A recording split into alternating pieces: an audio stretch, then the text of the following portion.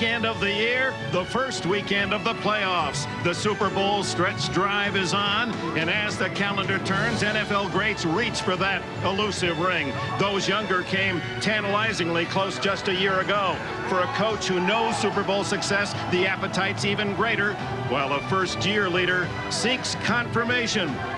Welcome to Foxborough in the AFC Wildcard playoffs as division rivals Miami and New England play out their Super Bowl dreams. And hello, everyone, and welcome to Foxborough and a sellout of 60,000. Traditionally, good teams make the playoffs running the football. Not the case here today. Well, both of these teams today, they're terrible at running the football. Yesterday, we had a chance to talk to Jimmy Johnson, very bothered by the fact that his team just can't run the ball. But the big problem for him today, got to protect this quarterback, Dan Marino. That's how they win, throwing the football. Drew Bledsoe, we talked about him and their bad running game. Curtis Martin out for the game. He says it didn't bother him. He likes it when the game is on his shoulders. They're going to win or lose according to how he throws the football. Well, the Patriots escaped with a 14-12 win on Monday night to win their second consecutive AFC Eastern Division title. They've earned this crowd support and the cold weather. Yeah, the average fan would think the Miami Dolphins don't have a chance to win this football game. After all, think about it. They already lost twice to New England this year.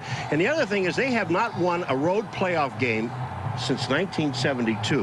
When you put all those factors together, you know, and then look at the film, not so. Up here, the Miami Dolphins only lost by 3. Down there a week ago, they only lost by 2. They beat them. Miami beat New England physically up and down the field. And there's one other factor we have to think about. Jimmy Johnson has won his last 6 playoff games in a row. Well, here in Foxborough, the fanatics are ready. Christmas may be over, but not all of the ornaments are in the attic. We'll be back with the opening kickoff. Jim Gray, 25 blitzes resulting in 4 sacks of Dan Marino by New England last week. Quite a problem for Jimmy Johnson, and Jimmy tells us that they have stolen the Patriots, all of your hand signals and your audible calls. How big a problem is that for you today, and what will you do to combat it? Well, it is a problem, but, you know, if we can stay out of the long yardage situations, then it really wouldn't be a bad problem. We've got to run the football, and we've got to be able to move it and stay out of the long 3rd and 10 situations. Kind of takes away a lot of the chess game, though, doesn't it? Well, I mean, it's a problem, but that just goes on all the time. You know, we just got to deal with it. We'll have some fake audibles on and on, but that kind of throws us out of rhythm. Now, you have been angry all week. Your demeanor has been one of disappointment and anger. What's the demeanor of your team today?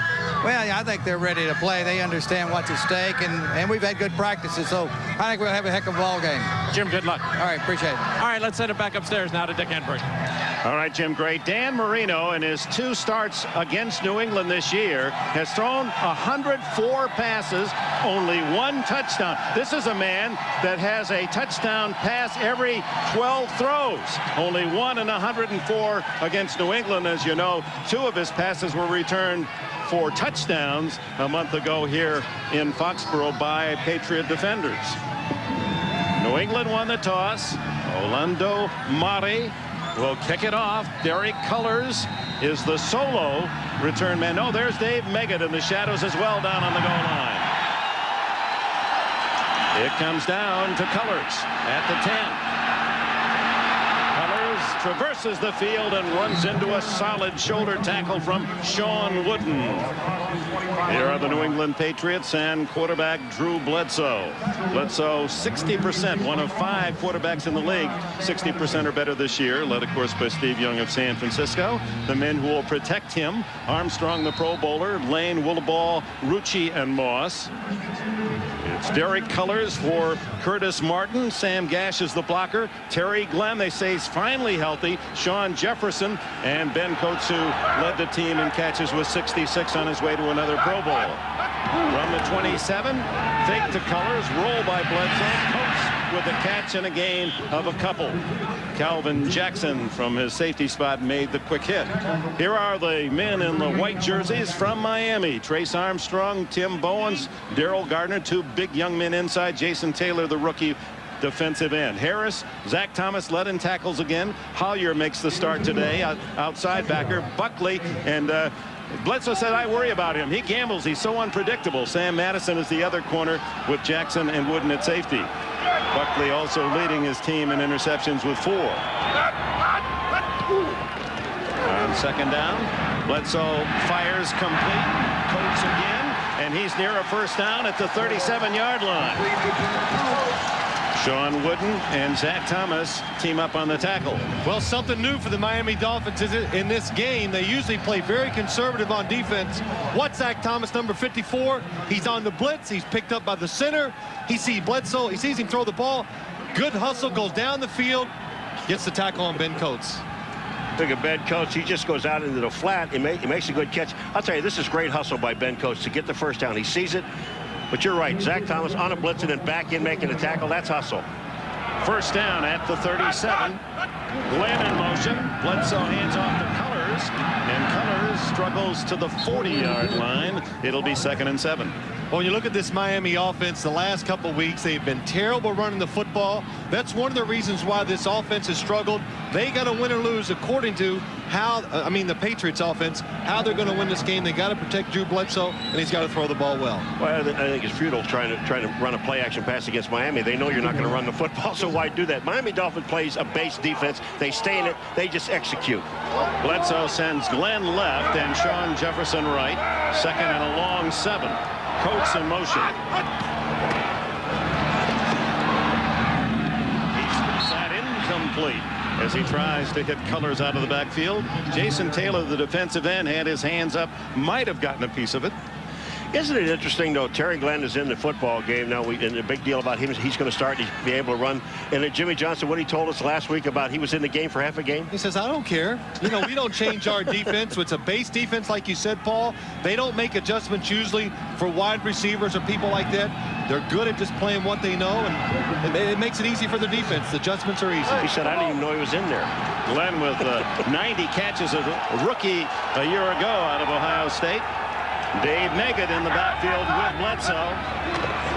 Here comes the blitz. They pick it up well, and Bledsoe fires complete. And then the ball free. Is it a fumble? The ruling is fumble. Was it recovered in bounds is the next call. And now they're waving it off. Never got possession of the ball. Incomplete pass. 4th down. So 4th down, punting team comes on. Well, the one thing, if I was the Miami Dolphins, I would not blitz Drew Bledsoe. They do a good job of picking it up. You can see Terry Glenn going across the middle. He's open. Bledsoe puts the ball in. Good play by Terrell Buckley, stripping the ball before Terry Glenn can get possession of it. Wow, that looked like a catch. It sure did. Tom Tupa to punt, 2nd in the league with an average of nearly 46. Terrell Buckley back at the 15. Line drive. Buckley, plenty of time from the 16, 25, and to the 27-yard line. So Marino and Miami has their first opportunity to move on offense. Teddy Bruschi made the tackle, catch or fumble. The game has been the case in the playoffs already yesterday and even last weekend. Controversial.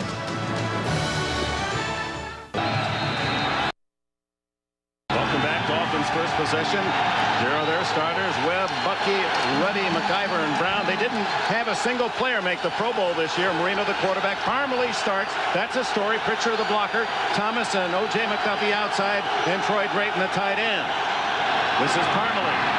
And he bowls his way for about 5 to the 33. Let's get into Bernie Parmalee. Kareem Abdul-Jabbar, who leads the league with 16 touchdown scores, not starting because he doesn't pick up the blitz as well. Parmalee, a better all-around back. Here the defense for the Patriots: Sullivan, Wheeler, Thomas, and McGinnis. The front four. Slade, a Pro Bowler, had led the team in sacks with 9. Johnson and Collins, Law and Hitchcock, Malloy and Clay, 4 young, very talented defensive backs. 2nd and 5.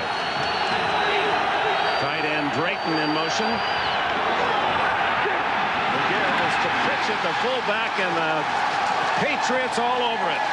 Collins and Johnson collaborate on the tackle, a 2-yard loss. Well, Ted Johnson was such a big factor in Monday night's game. He did a good job of blitzing, something he very seldom does. But what he really does best, stop the run. He's a big linebacker, good instincts. Good run to open the field, makes the tackle. Well, he is in his 3rd year from Colorado and voted by his teammates as the defensive captain. In essence, they're saying, you're our most valuable defensive player this year, to Johnson. 3rd down and 7. Well, here we go, the first 3rd down situation where the New England Patriots blitz. Yes. Johnson coming from the outside. Marino throws wide open. Over the middle is Brett Perriman, and Perriman with a first down at the 43-yard line. A 13-yard play. Bruschi made the tackle. Well, that time New England just brought 4 rushers. Dan Marino hangs in the pocket, gives his receiver time to get open down the field. Brett Perriman comes underneath. No defenders in there. Good throw by Dan Marino. The point you were making yesterday in the meeting about Marino, though, is if you don't rush him and put heat on him, Dan Marino's going to kill you. And standing back there, he'll pick out the open receiver. First down at the Miami 44. McDuffie in motion. Harmony smothered in the backfield. Mark Wheeler led the charge, the defensive tackle from Texas A&M. Well, this Miami offense, again, just like New England, it's struggled lately. One of the big reasons why they just cannot run the football. Look at their last 24 drives. Only 1 touchdown, 3 turnovers. When you don't run the football, you get in known situations, and the defense can take advantage of it. The other thing about the defense is very simple for New England. They know they have to blitz. They blitzed them, what, 20-some times last week. They're going to do it. They're going to have to do it to beat them this week. So far, the Dolphins rushing 3 carries for a total of -1. Marino on second down. Guns it to O.J. McDuffie. Does he hang on? Flags fly. It's ruled no catch. Now we'll check the penalty. Ty Law covering McDuffie, the leading Miami receiver, with 76 grabs this year. Looks like holding on Ty Law. Holding. Number 24, the defense. 5 yards. Automatic first down. Referee Jerry Austin concurs, and it's a first down for Miami near midfield.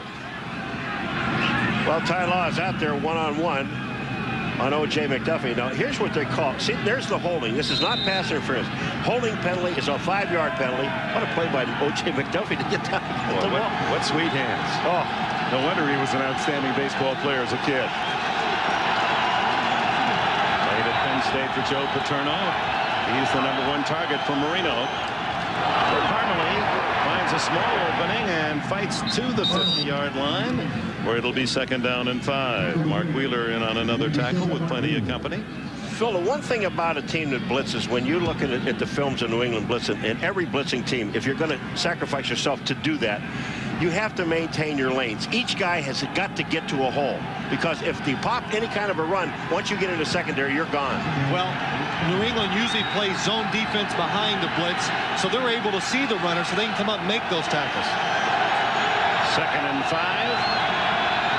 Patriot starts in motion, resets. Tackle for a couple to the New England 48. First invasion of enemy territory in the game, as we've moved on the clock to under the 9-minute mark. Here's what I'm talking about. Watch along the line of scrimmage. Now watch, Ted Johnson's going to be number 52, is going to get up into the hole. But we'll look at, everybody has got a man to take, and then they just wipe it out. Everybody has to be in a particular slot. Third down and 3. And the Patriots, no touchdowns allowed in the opening quarter. Down the stretch. Marino shotgun. McDuffie in motion. Only a 3-man rush to throw in. Complete to McDuffie. Teddy Bruschi covering. So with all the blitz talk, that time Patriots kept 8 men back on pass defense. Well, it only makes sense they're going to keep extra defenders back. Chris Canny, a little defensive back, comes. But the one thing they're trying to do, they want to stop Miami's short passing game on 3rd and 3 and 4. Dan Marino that time just threw the ball too hard. Super Dave Meggett, the veteran from Towson State, inside the 10. He has led the Patriots into the playoffs. Been brilliant the last 4 games. Key kick returns, key catches, key runs.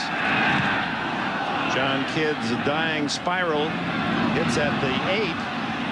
And well covered by Miami inside the 5-yard line. Corey Harris makes the play. Foxborough Stadium, the wild card playoff. No score, 8 left in the opening quarter. Network of the Super Bowl. You're watching the NFL on NBC.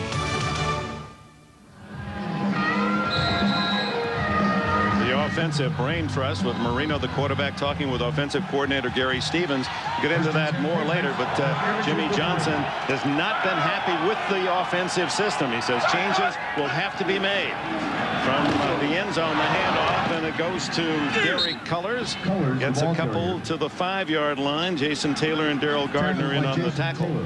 Jason Taylor, defensive end for the Miami Dolphins. What he relies on, number 99 on the outside, he relies on his speed, makes a decision, good job, stays low, and makes the tackle in the backfield. Head coach goes in motion, but he doesn't go far enough in motion to be able to block Taylor. Second down. Miami running 5 times, passing twice. New England 2-4 with the passes. They're the 26th in the league rushing, are the Patriots. Miami's 29th. Play action from his end zone. The throw complete as Lovett Purnell, who caught only 5 passes all year, makes the catch after, maybe a 3-yard gain. Anthony Harris, the tackler. Down here, Philly only had one wide receiver out on the play. Well, they had a couple tight ends. Well, they're trying to make Miami think, hey, we are going to run the ball. Miami goes, no, you're not. We don't care. And I think it's very tough. Even though Drew Bledsoe said, I like the game to be on my shoulders, throw the football. It's cold out today. It's a little wind going. It can't be that easy for a quarterback to continually throw the football down the field. Dave Meggett in the backfield behind Bledsoe on 3rd and 4. Meggett into the pattern. Dump off to Coates, the tight end. And the big man has the first down out to the 18. Zach Thomas, the tackler.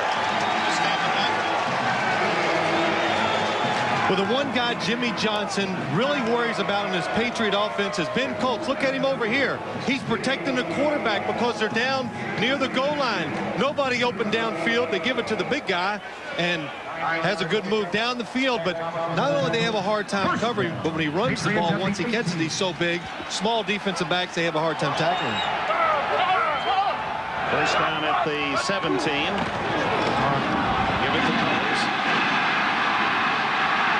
He has 11 yards. Cullors, the second-year man from Murray State, undrafted it a year ago, made the Baltimore practice squad and then picked up by Bill Parcells here in New England. Well, this is some excellent blocking now by the offensive line. They get upfield. Thomas gets stuck inside. And when you look at this run, explain this to me. When coaches say to us, we do it for rhythm. We want to run the ball for rhythm. After this play, 3 carries, 15 yards for Cullors. Meggett replaces him, and it's Meggett with the ball, getting to the 30-yard line and nudging it to the 31. Taylor and Bowens, the tacklers. So the coaches say to us, we like to run for rhythm. What does that mean? Well, Pete Carroll says that. Just really, Paul, what he's trying to say, keep the team in the flow, keep the offensive linemen, try to keep them aggressive. So if you do have to run the ball, but most of all, to keep the defense, to make them at least think there is a chance you're going to run the football.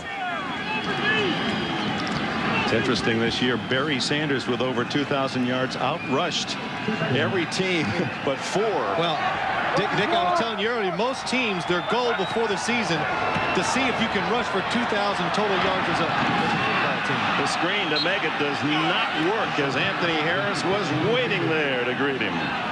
Well, the Miami Dolphin defense, 2 things I think it's hard to do. Throw little screen plays and run outside because of the speed of their defense. And the speed of their linebackers. That's right. Even if you get fooled on screen plays, the speed of the linebackers and the defensive lineman, Anthony Harris, good job of recognizing the play, coming up and making the tackle. And a loss of 3 on the play, back to the Patriots' 28-yard line. 3rd down, 11.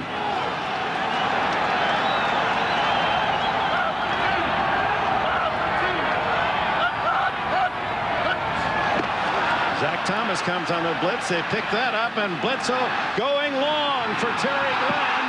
Incomplete, and no flag yet. Fans are screaming for one. Glenn bumped downfield by Sam Madison. You're talking about getting knocked off of stride. Madison, number 29 on Glenn. Here they go, Glenn. Madison already knows now. He's running a straight down the field. And look at this. They're just both really going for the ball. That, if you're going to call contact on anyone, I would call it on the offensive player, Terry Glenn, not on the defensive player. Sam Madison in perfect position the whole time on the play. O.J. McDuffie back as Tom Tupa to punt. Another line drive into the wind. See how quickly it died. McDuffie to the 30, 35, and out of bounds at the 37-yard line. So O.J. McDuffie getting some extra work. Returning kicks. MSNBCSports.com. All the news and notes from the playoffs. Miami's ball at the 37-yard line. No score late in the opening quarter. Second possession for Marino. And the handoff to Kareem Abdul-Jabbar, who sprints into the clear and drives to the Patriots' 48-yard line. Chris Slade got him after a 15-yard gain. Well, Miami having a little success running the football. They straight ahead, just trying to overpower the front of the New England Patriots defense. And Kareem Abdul-Jabbar, once he gets through there, good job, straight ahead running, then makes a good move on their safeties to make that extra yardage. And Ted Johnson, the linebacker for the New England Patriots, told us yesterday Kareem has a lot of moves, tough to bring down once he gets in the open field. There's his numbers on the year, just shy of 900 yards, but only a 3.2 average. Back to Kareem Abdul-Jabbar, and he's to the 44-yard line, a pickup of 4. Johnson another tackle. But a good illustration of running forward with power and conviction. Watch number 52, Ted Johnson, comes up to stop the run. Boom. Good blocking by the right guard, McIver. Running back hits him hard, takes him down. Well, when you take a look at here's what a linebacker has to do. You have to take on the guard first, then find the ball clear, and then make the tackle. That's an excellent play. Abdul-Jabbar, number 33, long-time Tony Dorsett fan. He's worn that number 33 since junior high school. Dan Marino's checking off. Now the Patriots change their defense. And Marino forced to spend a timeout. On 2nd and 7, 2:23 left in the opening quarter. You're watching the NFL on NBC. Watch Dan Marino. He's checking off. New England's going to blitz. New England says, well, we know you're checking off. Ted Johnson calls a different defense. Dan Marino has to call a timeout. Well, there's the culprit. Keith Byers, who was with Miami, came up here last year. He's told his teammates the Miami signals and all their audibles, and they've learned their lessons now. The quick throw over the middle, complete to the 39 to O.J. McDuffie, close to a first down, about a half-yard shy. Boy, this just shows you. You talk about soft hands and O.J. McDuffie. That's incredible. And, you know, one of the reasons why you have to blitz Dan Marino if you want to get to him, look at this pass. Even though it's a short pass, he sees the defense, 1.7. That's about as long as he would ever hold the football in a pass that way. Drayton and Perry, the two tight ends, joined by big Roosevelt Potts and Abdul-Jabbar on 3rd and a yard. Abdul-Jabbar, and he's stuck, but it appears, depending on the spot, going to be a tough spot as Henry Thomas, with a good hit, catches Abdul-Jabbar at full speed and stops him cold. You know, this drive really reminds me so much of the Miami year and how their offense has really worked. They have to put together so many good plays to get scoring drives, and 3rd and short, when the defense knows you're going to run it, they're not able to overpower them. And the official on the far side had it marked for a first down and then eased his way he's back. short. He's short because he had to get to the 38-yard line, and they're not at the 38-yard line. Oh, at the 38.5, Jimmy Johnson says go for it. You saw the graphic earlier. They tried in that first quarter to go for it and missed on 4 occasions this year. But he has had overall reasonable success. Well, what's surprising about it, you had 3rd down in about a yard. You picked up a half a yard is all you got. And this crowd trying to make it as difficult as possible as Marino brings them out of the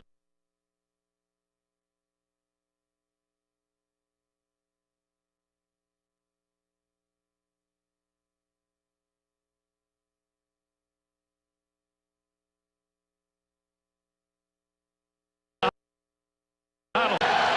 4th and a half yard.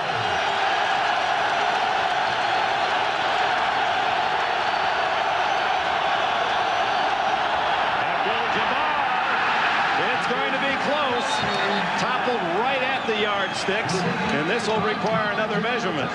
Again, he has to get the ball to the 38-yard line. And I'll tell you, he went down like a shot. I mean, it was unbelievable how fast he went down. This is not a first down because that ball has not touched the 38-yard line. Boy, am I on a limb now, huh? Yeah, you are, because the official marker is on this side, not the other side. It is the Patriots ball.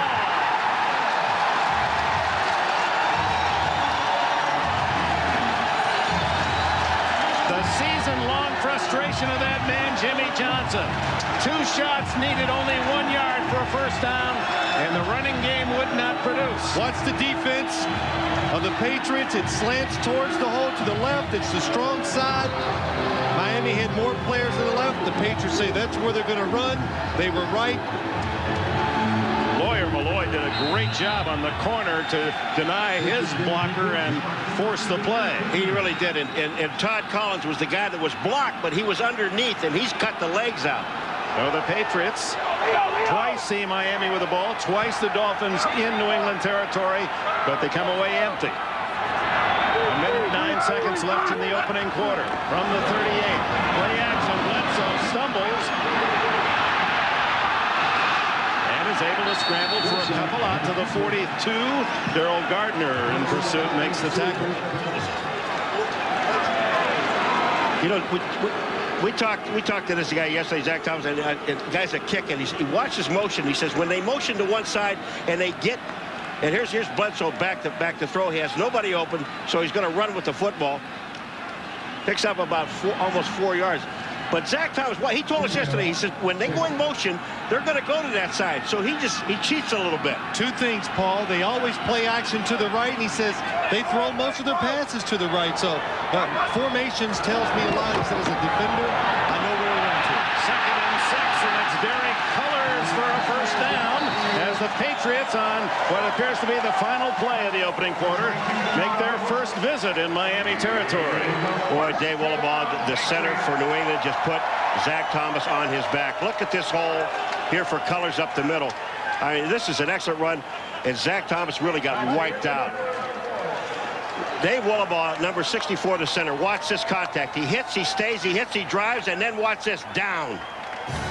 And this wild card battle in Foxborough as close as the previous 2 games. After 15 minutes, no score.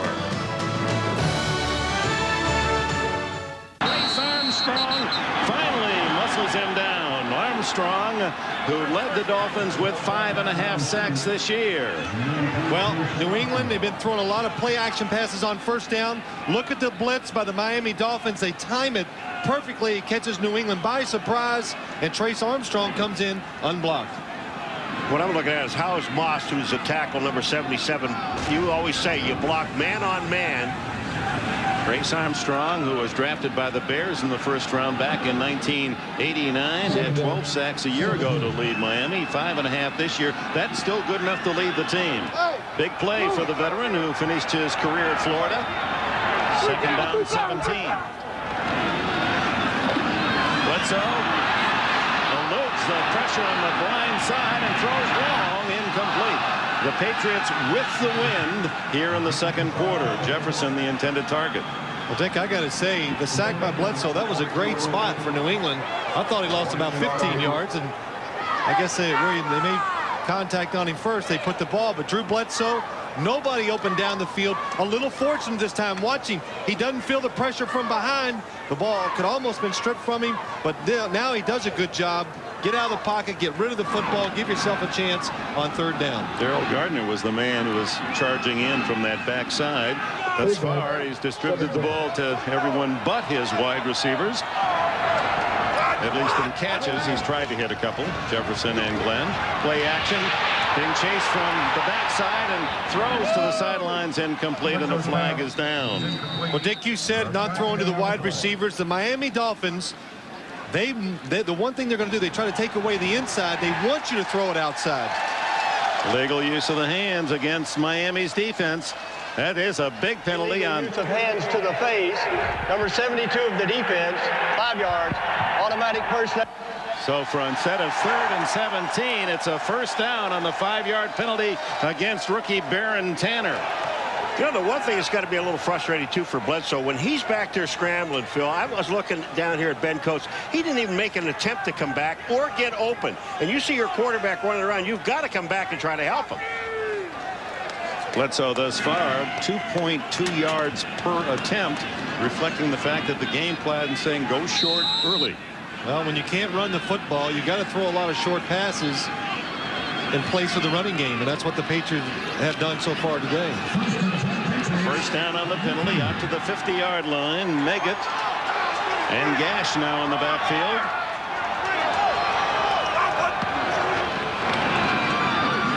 Bledsoe to Meggett. The little man who produced so many years with the New York Giants comes up with another big play. 14 yards, first down. You know, the one thing that Meggett does so well, Phil, is when he catches the ball, right after he catches it, he knows where to go to get to the opening. Watch when Meggett gets it. Now he looks, boom, back inside. Let me pick up the yardage that I need and watch him cover up the ball right here. That's smart football. And he has scored as a receiver, rusher, of course, as a kick returner. He's thrown 4 touchdown passes as well. Who gets to the 34-yard line, a pickup of 2. Well, the New England Patriots, when you can't run the football, Dick, you've got to find ways to move the football. Drew Bledsoe, what's he doing today? Throwing a lot of short passes. And also, one of the reasons why he's got to throw so many balls short, the Miami defense, the one thing they try to do every single game in pass coverage, don't give up the big pass play. Make them throw it underneath or run up and tackle the receivers. That's the same game plan he used in Dallas. Well, he likes young, very fast defensive players. Second and 8.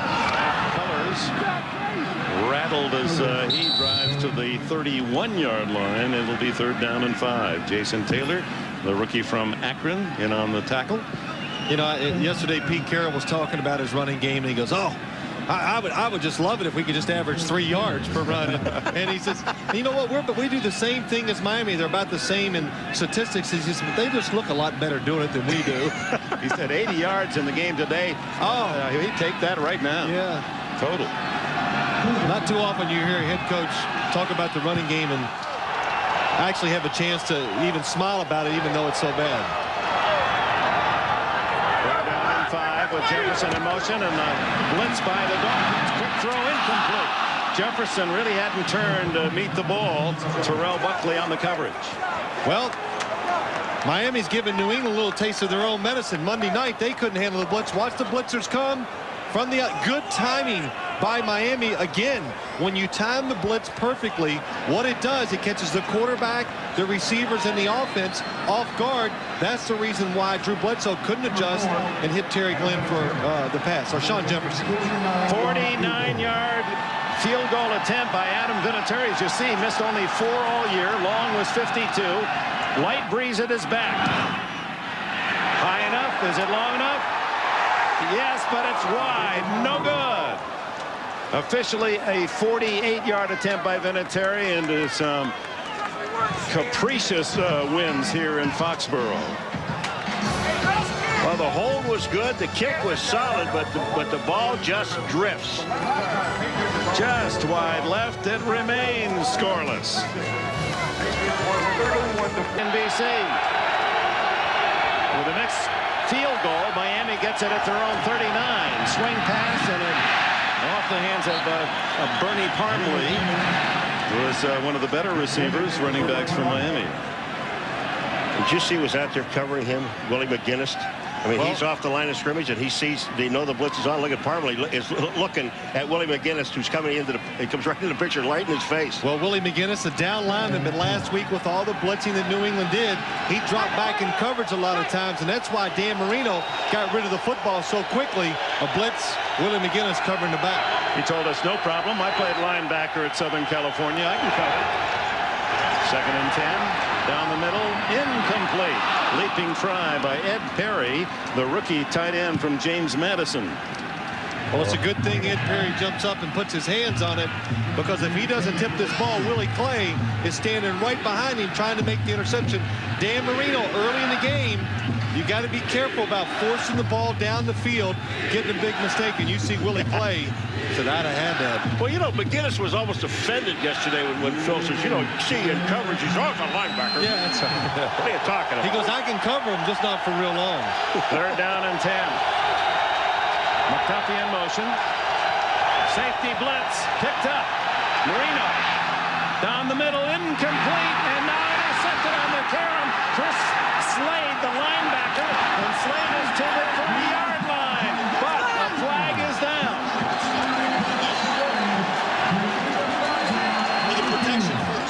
If it's against the Dolphins, obviously, Patriots ball, and that's the case. Holding Miami. Holding number 31 of the offense. That penalty is declined. 1st down, New England. Miami gets this right. They see the blitz. They actually pick it up. Dan Marino, look how long he has to throw it. Good job of picking up the blitz. But this is the problem with Miami. Even when they pick up the blitz, he has time. Nobody open down the field. Dan Marino takes a chance. Larry Wiggum kicks it up in the air, and Chris Slade makes the interception. Boy, this is a great play by Wiggum, number 25. Watch him go up in the air and just slap the ball up in the air with his hand. Slade gets the interception. That is terrific defense. That's why Wiggum's going to the Pro Bowl, and Slade will be his companion. First turnover. Cullens caught in the backfield. It's Derek Rogers, the speedy rookie backer from Arizona State. The last play, the interception, Miami, a receiver came in the backfield. Marino saw the blitz. You can see they made some good adjustments. They pick it up. O.J. McDuffie comes back in the back, picks up the safety. Dan Marino had all the time to throw it, but no receiver again open down the field. Tries to make a great throw, but it costs us in the interception. Rogers with that tackle, a 2-yard loss, 2nd and 12. What? Bledsoe to the sidelines and complete to Sean Jefferson, tackled immediately by Calvin Jackson at the 25-yard line. That'll bring up 3rd down and 6. When you're a quarterback, your left tackle, you've got to trust him. He's got to do some good things for you. Watch Bruce Armstrong. A delayed blitz by the corner from the outside. Sam Madison, Bruce Armstrong sees it. Drew Bledsoe has time now to throw the ball to the outside to Sean Jefferson and get the completion. Look at that. Sean Jefferson, he sees the blitz coming, makes the adjustment. That's why Armstrong's going to his 6th Pro Bowl. And if he wasn't going, Drew Bledsoe should take him. No score. Best chance for the Patriots. 3rd down and 5. Bledsoe goes long. Touchdown, Troy Brown.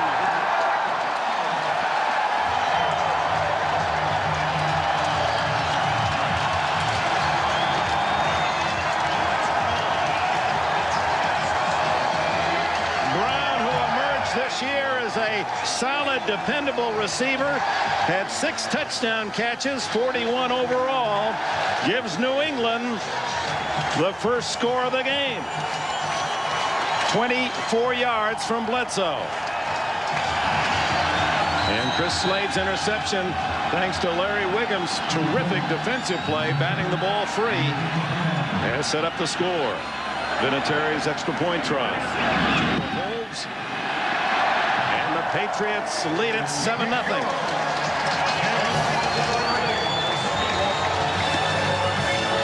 Beautiful throw by Bledsoe to Brown, wide open. 3 plays after the interception. 1 minute 16 seconds for the Patriots to celebrate Bledsoe's touchdown pass. 7-0. Troy Brown against Terrell Buckley, number 27. He gives him a little double move. It freezes Terrell Buckley just for a second. Enough time for Drew Bledsoe to throw the ball over the top for the touchdown. And it all starts with protection. Sean Wooden knocks it away, but Brown ruled to have both feet down for the touchdown. Vinatieri to kick it off, aided by the wind. Down it comes to Corey Harris. And Harris stops shy of the 20-yard line. It all starts with protection when you get blitzed by the defense. New England, Zach Thomas, he's coming. It's a blitz. Man coverage outside. New England, they are excellent at picking up blitzers and giving their quarterback time. Drew Bledsoe. He is scrutinized and analyzed. And there is a nice hug from Coach Carroll to Chris Slade, who got the interception. But Bledsoe, I mean, he's under the microscope here as the #1 pick, and for New England, all he's done in the last 2 years is complete 60% of his passes and 55 touchdowns. From the 19, Marino and Miami. Normally, very little. You know, Dick, the other thing about Bledsoe, too, is when we're talking to him yesterday, you brought this up once before, Phil, but when he's, talking about the running game, what's the matter with it? We don't know. We can't do this. We can't do that. He said, that's okay. Yeah. I want the ball in my hands. I accept the responsibility that I have to win the football game by throwing the ball. And I like that. Yeah, and he seems very relaxed about the whole situation. I don't think being scrutinized so closely has bothered him. And Paul, you're right. I think he likes the fact they're going to win or lose according to how he throws the football. 2nd and 7 for Marino. Throws to the big tight end Troy Drayton, and Drayton close to a first down at the 29. Drayton was saying, get me the ball more. Well, he had 39 catches this year. He should yell that. Troy Drayton, number 84 on the inside, just goes down, hooks it up, and Dan Marino. This is a good pass for the Miami offense. It gives Marino a chance to get back quick, throw the ball, doesn't have to worry about the pass rush. They allow progress to the 30. It is a first down Miami. Career highs for Drayton in yards and average.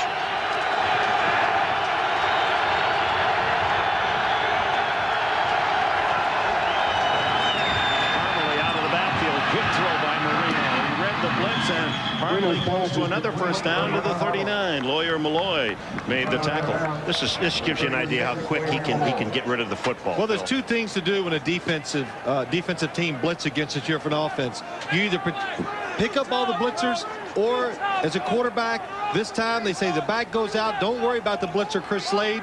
Throw the ball quickly before the defender can get to the running back. What a beautiful throw. It's hard to appreciate how difficult an accurate throw that tight to your receiver is, and have him right on the number, leading him upfield. 2nd and 1. And a hard-earned 2 yards for Parmalee, and another first down. Chad Eaton, one of those in on the tackle, number 90. Let's take a look at the rushing offense and the dilution for the Miami Dolphins, down to last in the NFL in 97, 3.13 average. You're just not going to get many first downs running the ball that way. You know, it's really hard to convey to the people out there how mad that man there yesterday was, talking about his offense running the football. He is truly disappointed in it. Well, he said right from day one this summer he was going to run the ball, run the ball, run the ball. And he thought sooner or later with the incomplete as the pass from Marino intended for Drayton. Malloy, the safety man, dumps Marino as he throws. Well, it's a good job by the defense. They time it up. Watch Lawyer Malloy. You can't see him yet. There he comes. He's going to come flying through there in a second. There's number 36, Dan Marino. It's a drop back pass. This is probably supposed to take about 3.5 seconds for the quarterback to get rid of it. And Dan Marino had to get rid of it in 2 seconds. Hard to complete passes under those circumstances. I'll tell you what he was upset with, too, is Drayton. Drayton comes off the line of scrimmage. He sees blitz, and he never looks back at the ball. That, and he's upset at the back, who was supposed to pick up the safety blitz, and he missed him. Miami trailing 7-0 here in the second quarter. Under 8 minutes left. 2nd and 10, Marino. Incomplete. Intended for Lamar Thomas. Ty Law, the cover man for New England. You know, let's just really go back to that Jimmy Johnson yesterday. Phil, in all the time that we've known Jimmy. Well, you ruined it. He came in happy. Ruined it? He was in good spirits, and you brought up some of these subjects, and he went out really mad. Oh, I just said, how about your running game? And I thought he was going to whack me. I've never seen him that mad. Ben Coates leaving the field. Jim Rea will get a report on his condition. 3rd down and 10.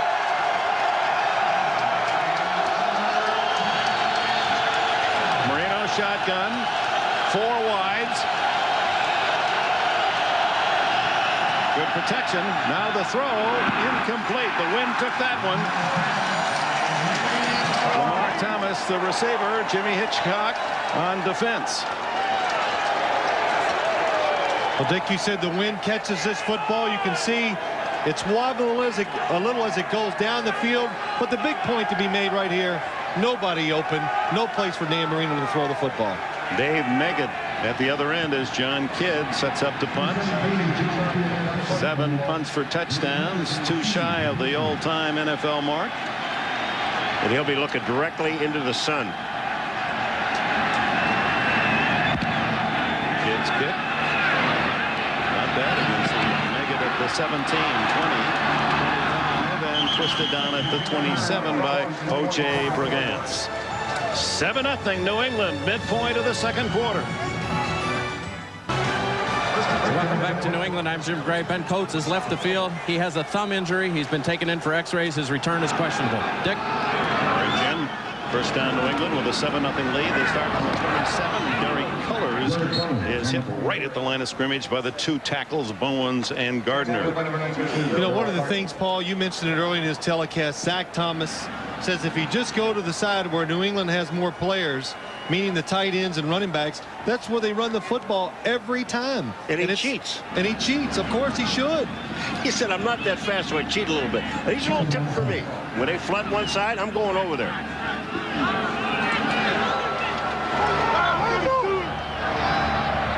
Second down and 10. Lovett Brunell, the backup tight end. And some solid smacking by the Dolphin defense as Cullors goes down. Usually Zach Thomas in the area when you hear those sounds, and Zach real happy. He's able to give the Christmas gift of his life. He says, I got tickets for the Doobie Brothers for my dad. He said it. Now I'm set for a whole year. I like that. You like this. He comes in with a smile every time we've talked with him. His personality is so infectious. You cannot not like this guy. If you don't like him, there's something wrong with you. With you, you're right. Well, Jimmy Johnson likes him a lot because he makes a lot of tackles. 3rd down and 7 for Bledsoe. Down the middle, incomplete. Intended for Terry Glenn. It was Jackson and Wooden on the coverage, but Zach Thomas was right in the sight line. Well, Bledsoe. Dick, they should be upset, the Miami Dolphins. They got the defense on. Zach Thomas reading the quarterback's eyes. A little behind him, it's tipped, but they had the perfect coverage to pick this pass off. Okay. 2 people in the middle. Zach reading his eyes. Good job. You know, he's upset at himself. He overran it. He overran too much speed. He got too much speed. So Tom Tupa to punt. O.J. McDuffie back. This one off the side of his foot. Takes a big bounce. McDuffie at the 21. And out to the 34-yard line. The Patriots leading Miami in this wild card battle 7-0. Foxborough Stadium, where the Patriots on a 24-yard touchdown pass. Bledsoe to Troy Brown, lead at 7-0. Just under 6 minutes left in the opening half. Miami starts at its 33. Abdul-Jabbar in the backfield and wrestled down by Mike Jones. Well, Pete Carroll said when they played the Miami Dolphins up here about 5 or 6 weeks ago that he learned the only way you could stop Dan Marino, you got to blitz him. You got to pressure the quarterback, make him throw the football before he wants to. Today, a lot of different ways to get to the quarterback. And in the case of the last play, Pete Carroll's team getting to the running back as well. 3-yard loss. Ted Johnson, that middle linebacker, leading in tackles, but the 1 turnover, Chris Slade's interception leading to the score. Lamar Thomas along the sidelines, and progress to the 35. Willie Clay made the stop. Big play, Willie Clay, and he's delivered again this year with 6 interceptions, 1 for a touchdown. This Patriot defense, 4 interception returns for touchdowns, 2 of them against Marino in that 3-point win 6 weeks ago. Dick, everybody talks about New England's offense. Drew Bledsoe, Glenn, Martin, Coach. But what's really done it for this team, the defense, every week coming up with big plays and stopping the other team's offense. 3rd down and a long 6. And that ball floating, throwing into the wind. Marino had no chance under pressure trying to hit O.J. McDuffie. Chris Slade was in on Marino. Dick, it's 3rd and 6. Again, watch New England trying to time up the blitz. Look at all the people coming. And what it does, it makes Dan Marino get rid of the ball fast, has to throw it short, can't pick up the first down. And again, as Jimmy Johnson said, we can't keep them honest with run. If we could run a little better, they wouldn't gamble so much on those blitzes. Troy Brown, the touchdown maker, drifts back to return the punt. Make it shaken up on his last try. And Kidd's punt dying into that win. Brown fair catch all the way out at the 33-yard line. A 30-yard punt by Kidd. We remind you, back at Foxborough, a beautiful sunny day, cold, temperature in the mid-30s, chill down around 20 at the moment. But warmer for Patriot fans as they've seen New England take the 7-0 lead. First down at the 33 and the flag. They're going to be moving on the offensive line, but you know, people really don't realize how important that catch was. Still first down. Of Troy Brown's on a punt return. He ran up and made a fair catch so the ball doesn't hit the ground and give Miami better punting position when they kick the ball down the field. And Troy Brown goes up, makes a fair catch, and really, that's heads-up football. People don't really understand a lot of times what these guys have to do. And to run through all that traffic, maintaining your concentration, to the credit of Brown, number 80. First down 15 after the false start by Armstrong. Bledsoe to the sideline to Glenn, short yardage at the 35, his first catch. As you see, Ben Coates returning, right thumb injury. Terrell Buckley is out on the outside. This is just a quick out. They lost 5 yards, so they pick up 7. Second down and 8 for Drew Bledsoe. Glenn, who had a brilliant first season a year ago with 90 catches, a Patriot record. Bledsoe firing to Byers, but the wind just drifted that one away from the veteran Byers, who's been a significant part of this story and the game story of Monday night, because he broke the code. He has given the New England Patriots all the signs and signals. Zach Thomas trying to put some pressure on the quarterback. Not today, they say. Max Lane, good job, goes down low, and that'll slow some rushers down, you know, the next time. Well, I'll tell you, this guy, you got to go real low. Third down and 8. Hey, are you passing it off? Yeah.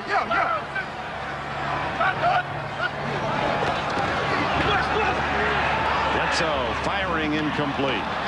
Sean Jefferson, the closest blue jersey, is Terrell Buckley in the area. And as we said earlier, Bledsoe said, I'm most concerned about that Buckley.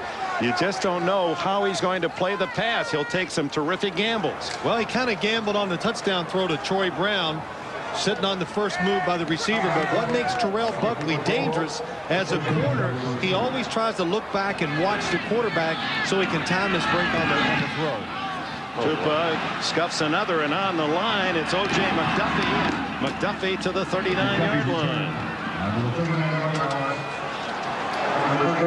Man owner Bob Kraft of the New England Patriots, and he's very proud, and well, he should be. In the 38-year history of this franchise, never has New England or Boston won 2 division titles successively until this year, repeating last year's AFC Eastern title when Bill Parcells was the head man here in New England, and Pete Carroll, despite some heavy criticism early, has kept his team headed in the right direction. They want to make the return to the Super Bowl.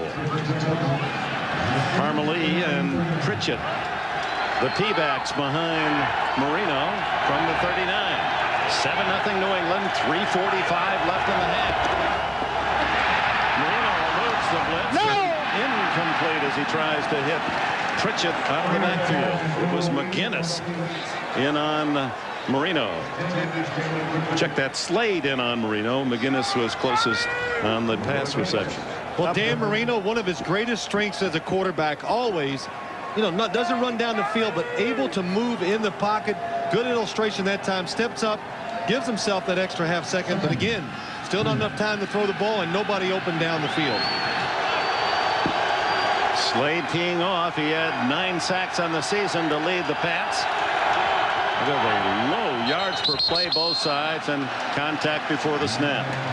Appeared to be James Brown, the right tackle of Miami. And you're absolutely right, it was. Phil. Ball start, number 76, 5 yards.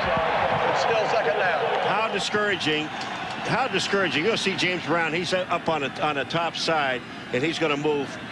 There's a back in motion, or O.J. McDuffie in motion.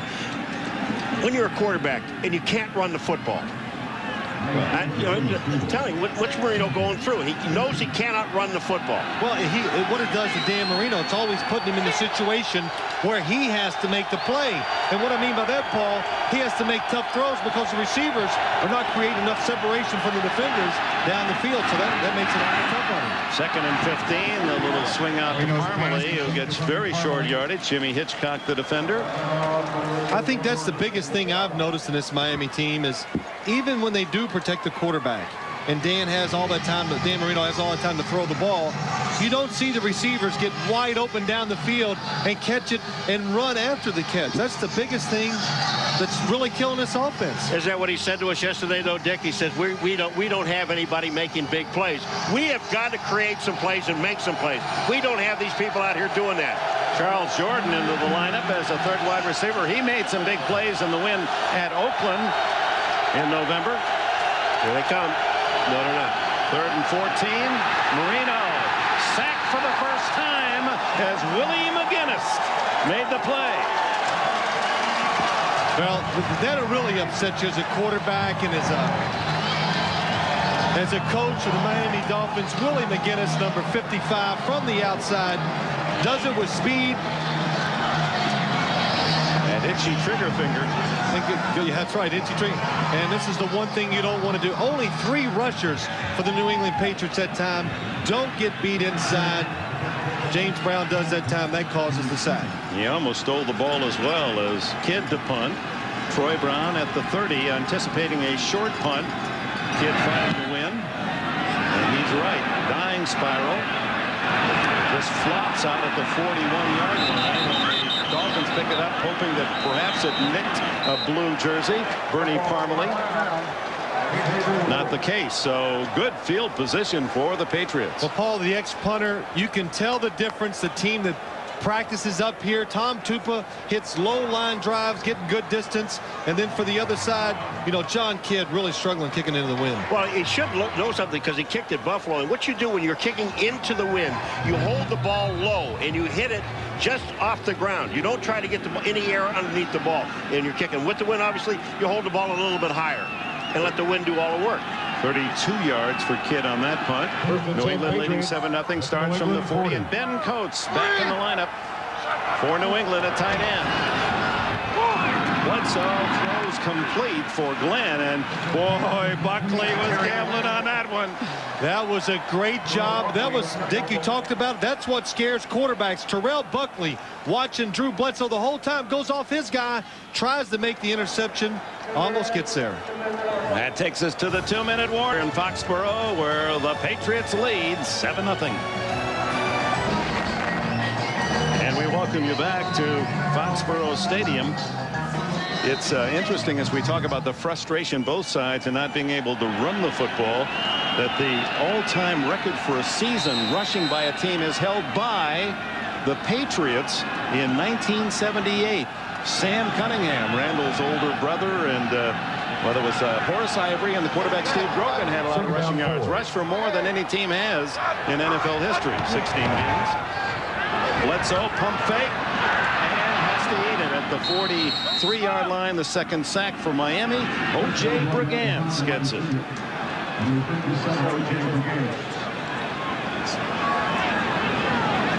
Brigance, who didn't have a sack the entire season. Well, it's just a good job by O.J. Brigance on the outside, just keeps fighting. What causes this sack is just the fact there is nobody remotely open down the field. Drew Bledsoe, that's a good sack. Don't take a chance, throw it down there and create the turnover. Exactly. He was going to throw the ball down the middle of the field, but the safeties were deep, and they just protected deep. So 3rd down and long for Bledsoe. Throws complete to Glenn. Glenn to the Dolphin 32-yard line. That's the biggest play of the game. 25 yards.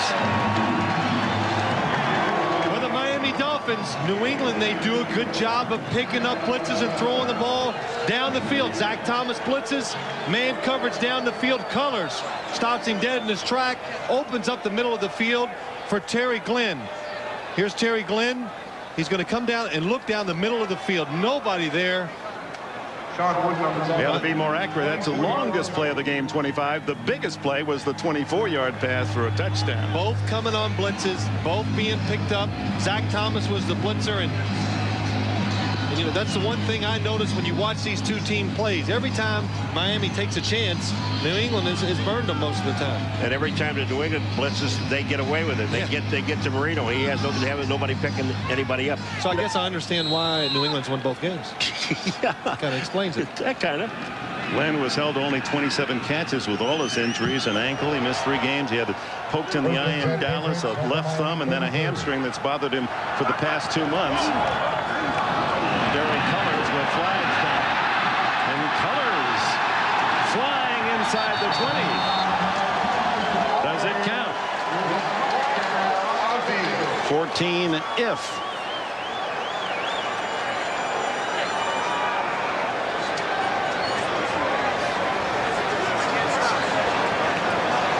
False start or illegal procedure.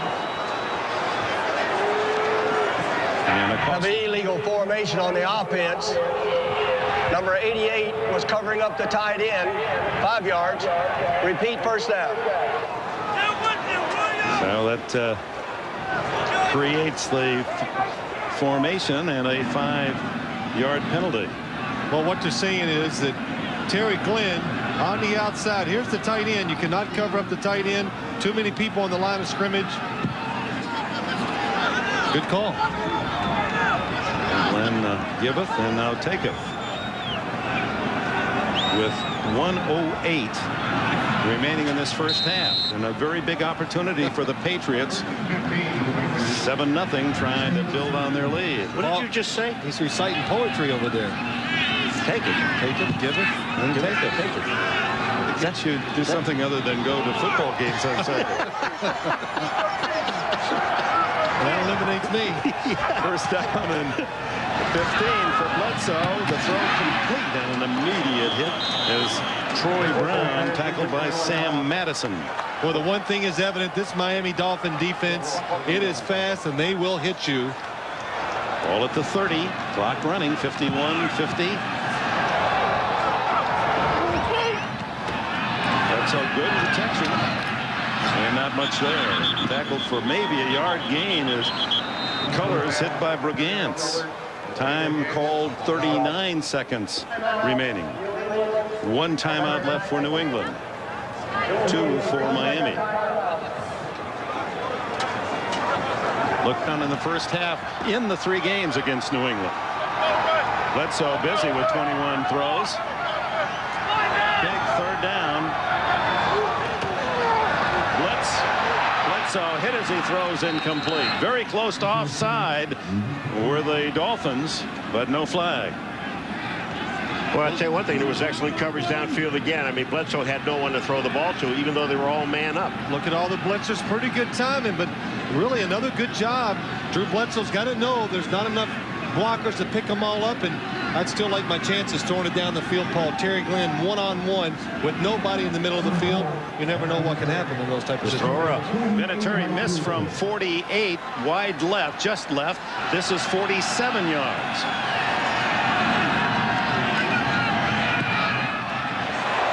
It is wide to the right and short.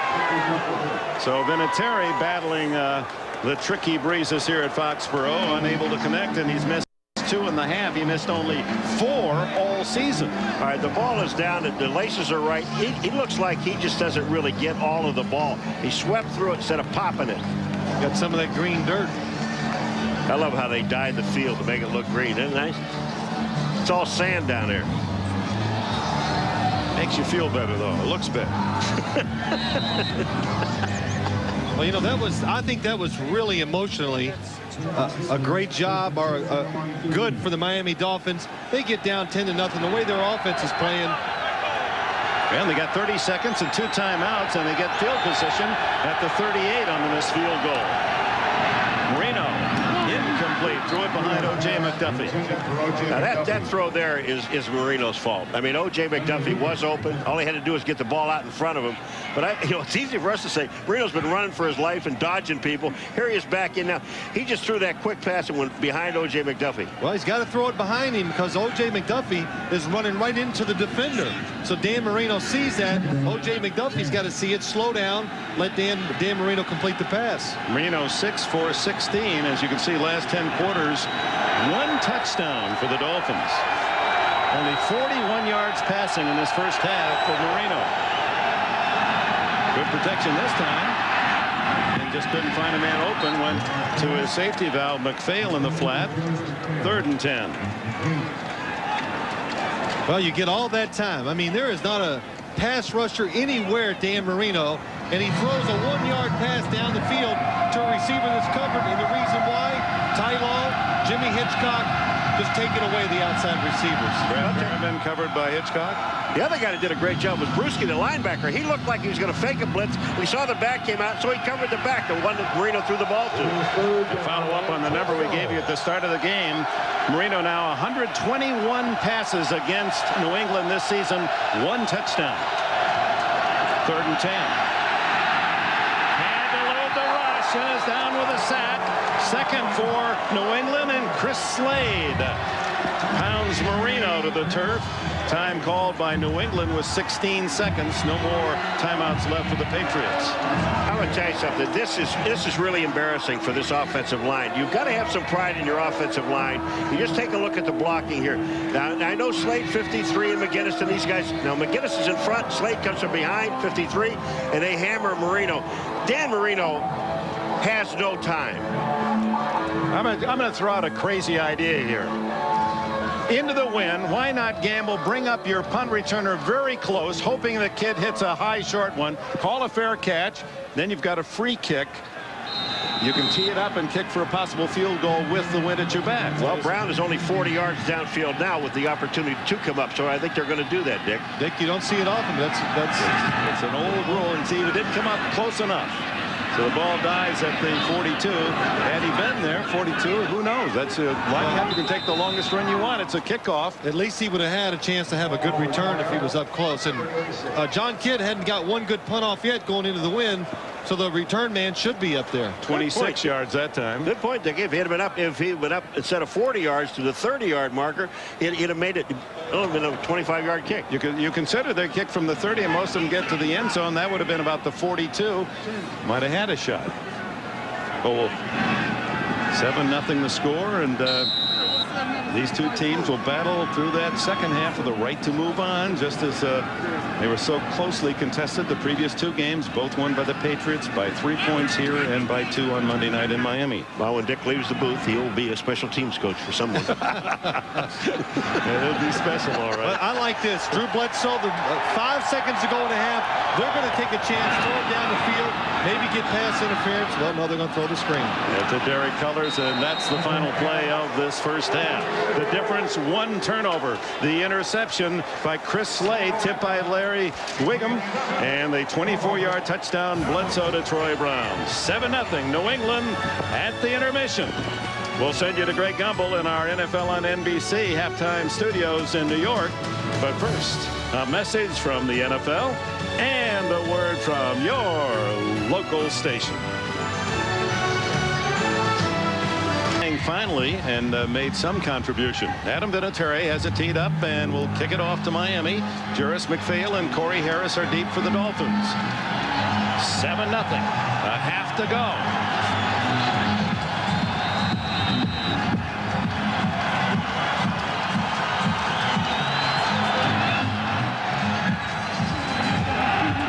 Down it comes to Harris. Breaks 1 tackle and maneuvers to the 33-yard line. That's where Marino will start. And Dan Marino, here are his statistics in the first half compared to his counterpart Bledsoe. Marino only 2 for the last 9 and a total of 6 yards. His longest completion 13. Bledsoe better statistics and of course has the touchdown pass 24 yards to Troy Brown. Bledsoe will wait his turn as Marino sets up camp at the 33.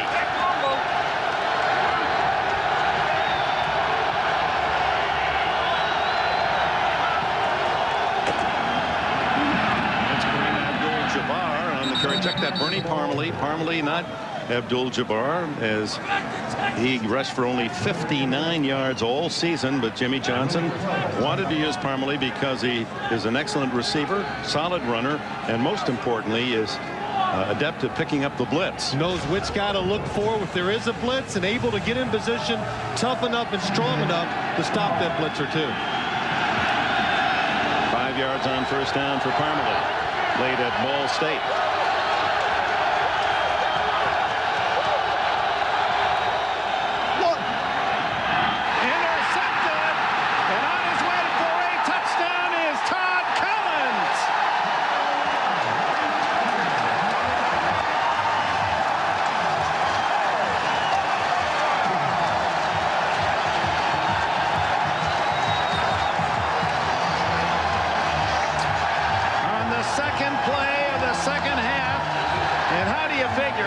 Who did not have an interception all season, picks one off for a score.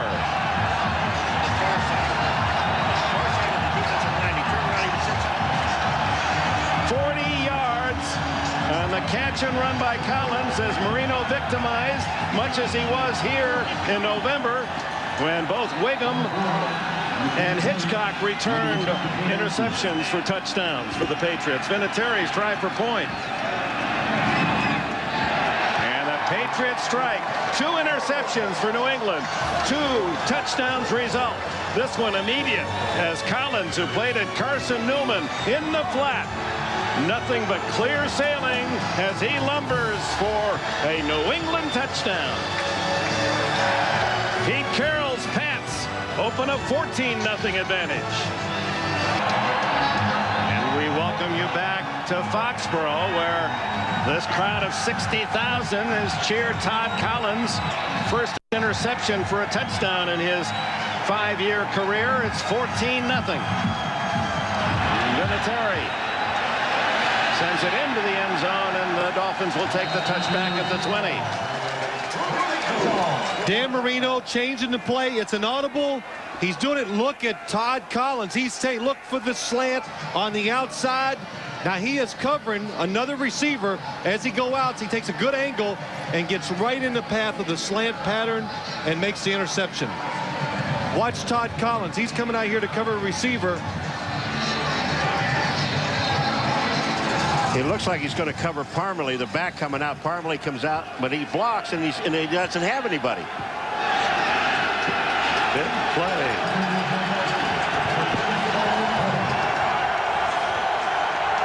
On the 20-yard line now, the pressure really falls on Marino.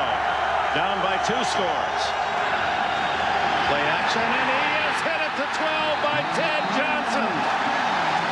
The 3rd sack, and the Patriots eating up the Miami offense. Ted Johnson just blitzes and goes up over top of the blocker who's trying to block him. Watch number 52, Ted Johnson. He goes up and around Parmalee. They didn't even slow him down. You've got 2 backs back there, and neither one of them, Pritchett nor Parmalee, picked him up. Well, you got young offensive backs, and that's probably the toughest thing for them to learn to do. Pick up blitzers, get in position when those linebackers are blitzing. Hard to believe that Johnson, 240-pounder, what he really likes to do is read romantic novels. He gets inspired by those, reads to his teammates, and then he gets on the football field and plays out the action scenes. 14-0. Todd Collins' interception gives the Patriots a 2-touchdown lead. As the frustrations continue for Miami's offense, last 32 drives going to the end of the Detroit game, only 1 touchdown and 3 field goals in 32 drives. And Marino now with his first interception return for a touchdown in the playoffs. Down against New England in 3 games, and he's thrown 3 touchdowns on interceptions to the Patriots. Never one covered. Now he throws and has the completion out to the 17, still with a 3rd and long yardage. Well, Marino in the first game here 6 weeks ago threw 2 touchdowns to the Patriots. Wingham went 60 yards with this one. And And just a minute or so later, Jimmy Hitchcock from the goal line would take it back 100 yards. 2 of those touchdowns leading to the Patriots' narrow 27-24 win. Well, Dick, just like we saw earlier, the interception by Collins and run back for a touchdown. Jimmy Johnson has said a lot of those interceptions for touchdowns have come on audible plays where the defense knows what they're going to do. 3rd down, and the pass is there at the 41 to Lamar Thomas in front of Ty Law. Enough for the first down. They needed 12, got 13.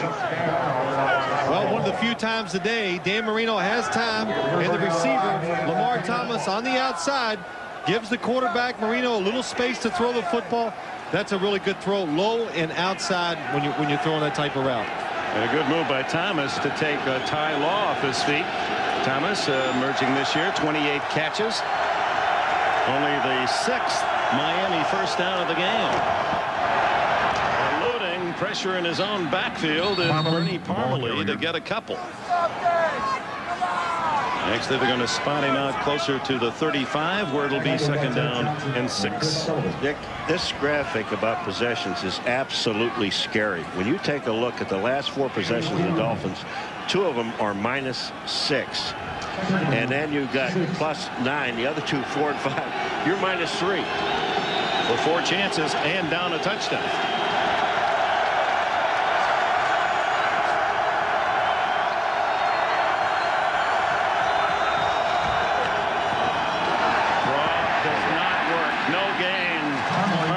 Smothered by Ted Johnson. Return yardage 62 yards and a touchdown, and some folks down in South Florida may be wondering, would Craig Erickson come in and try to bail out the Dolphins down 14-0? I asked Jimmy Johnson that question. Is there any scenario where Craig Erickson would get into the game? And he said no. Derek Colors getting a chance to start for the 2nd week. Anthony Harris made the tackle, but good first down yardage across the 35. Well, this is what you have to do when you start a drive. I mean, first down is pick up some positive yardage and at least 5 on a running play. This time you take a look at the offensive line. There is nothing wrong with their blocking on this play. And if I was the New England offense or the coaches, take no chances, none. The only way it looks like Miami can get back in this game is if Miami creates the turnover and gets a scoring opportunity. Otherwise, you've got to think Miami's offense has no chance of getting the ball and driving down the field twice and scoring. After watching Minnesota and the Giants yesterday, every team can take Colors just shy of the first down. It'll be 3rd and 1 as Dwight Hollier and Zach Thomas make the tackle on Colors, who played at Murray State, grew up in the Dallas area, and was on the Pats practice squad, development squad, a year ago. He's their leading special teams tackler. And tell you about teamwork. Yeah. Chris Slade on defense said at the start of the year, I'm giving $3,000 to whoever leads our team in special team tackles. Colors collected $3,000. That's right. From Slade. Yeah, but Slade's a little cheaper in the playoffs. He said whoever leads in the playoffs only gets $500. We get more than that, though, if you keep going. That's right.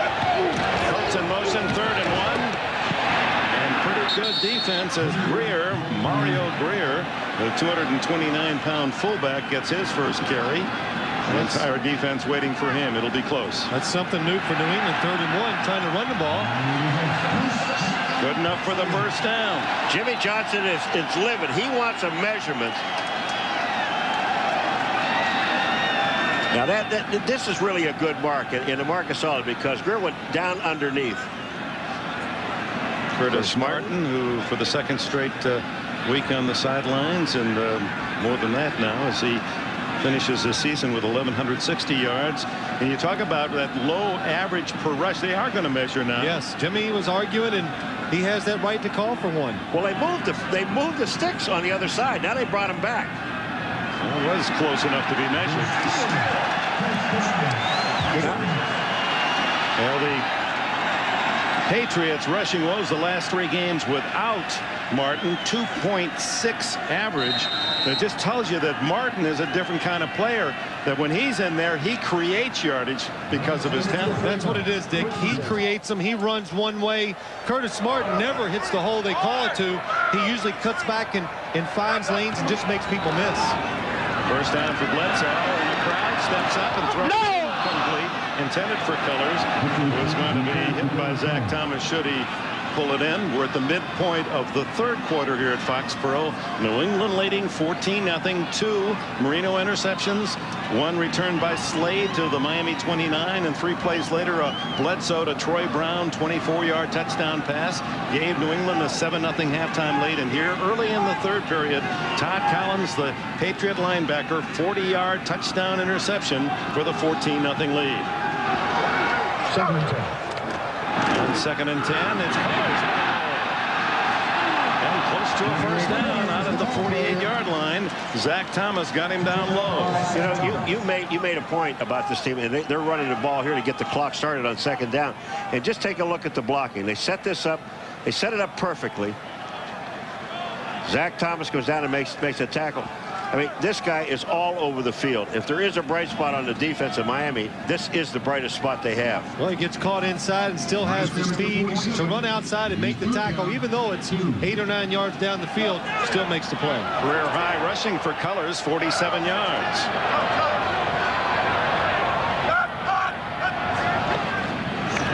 Toss to Colors. Eludes the first man and picks up the first down at the 50. George Teague, extra defensive back, made the tackle. Todd Rucci led the way to the block. Well, he gets away from Tim Bowens. 3rd and 1. The Patriots make it look like pass. Todd Rucci leading away. Tim Bowens, 95, misses the tackle.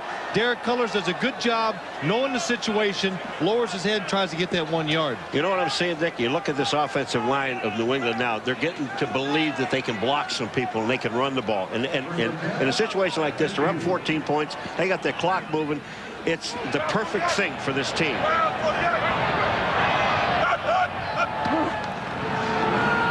Again, makes the corner and gets about 7 before Buckley can make the tackle. Boy, Moss at the tackle gets outside and just screens everything off, and Colors just gets back outside of him. And it's just an outstanding play here. Number 77 is Moss on the end. Watch him seal. He comes out, and watch, he'll turn back in and just seals. Anthony Harris. That is outstanding. Ben Coates as well making a solid block to seal that side. Zephros Moss from Alabama State was a free agent picked by Dallas 9 years ago.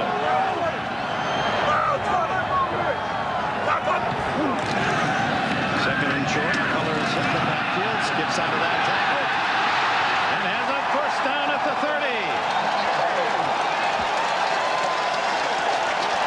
13 more for Derek Colors. Well, he must think he's Curtis Martin because he's making people miss right now.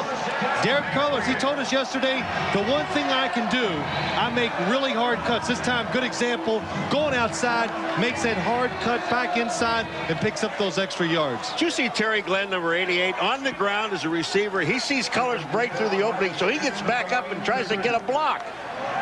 He's been busy carrying 6 of the last 8 plays, has Colors.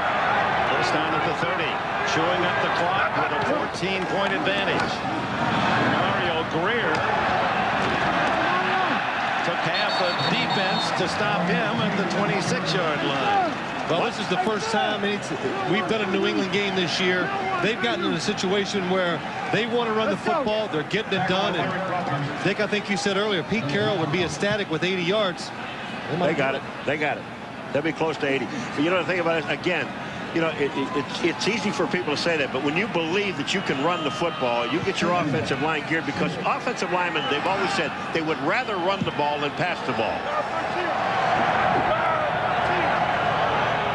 4 minutes left in the quarter.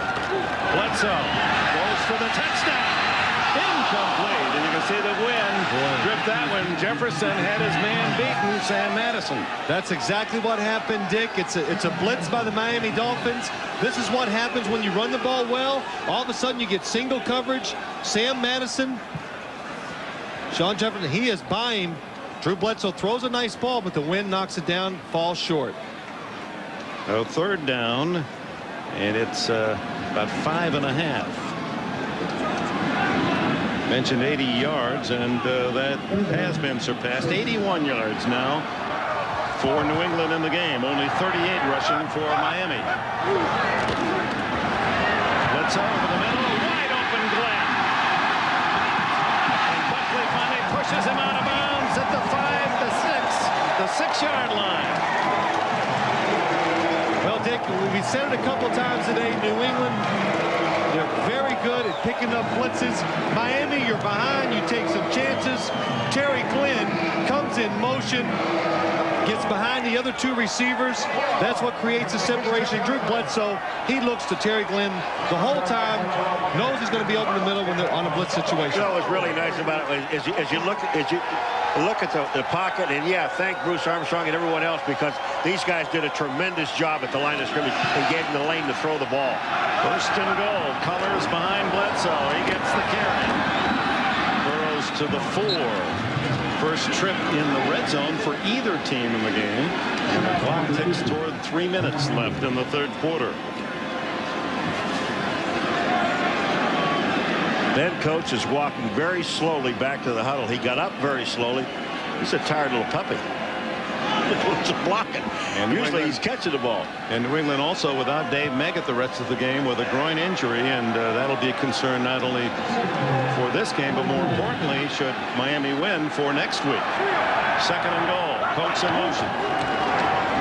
Fryar, tackled from behind, may have lost a half yard. Baron Tanner made the stop.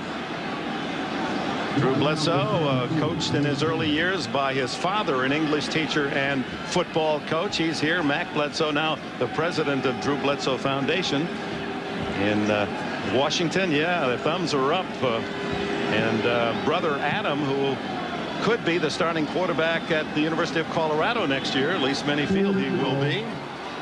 Mother Barbara's also up there cheering for the 25-year-old Drew Bledsoe. Third and goal. Bledsoe incomplete. Colts won't drop many of those. That's usually automatic for Big Ben. Well, Ben Coach has got a bad thumb on him. Look, he's slow getting up on his right hand. That ball was thrown behind him to the left. He really had no chance of catching it. Well, this is their favorite play down on the goal line. It's called Ben Coach. Go down the goal line, push off. The quarterback tries to time it, throws it to his chest. Push off? Well, pushes off? He should. If I was that big, I would push people around. But that's what that play is designed for. Drew Bledsoe knows he threw a little too hard and before the receiver was ready. Yeah, that was the big thing. He really didn't have a good look at it, did he? Vinatieri's field goal try. 22 yards after he missed from 48 and 47. And New England builds its lead to 17-0. Kick comes down to Corey Harris. And Harris with a seam. Vinatieri to beat. He gets enough of him to trip him up. And Harris to the 47-yard line. One of the few bright moments for the Miami Dolphins today, and a flag is down. 39 yards if. Yeah, we're on our way to the Super Bowl in San Diego, and we hope you'll join the drive to the Super Bowl on superbowl.com. Is it warm there? Was when we left. All the way up to 60, though. Winter has hit San Diego. Are you going to fly to the Super Bowl from your house? Tripping, number 4 of the kicking team, 10 yards. It'll be first down. I thought I'd just fly into New England, then fly back just to, enjoy it. It's the usual experience. Vinatieri, number 4, the kicker. Watch this. If you can't bring him down by grabbing him, he gets faked out. So what does he do? Smart thing. Stick that foot out. That's good. May have saved a touchdown. Miami in New England territory when we come back.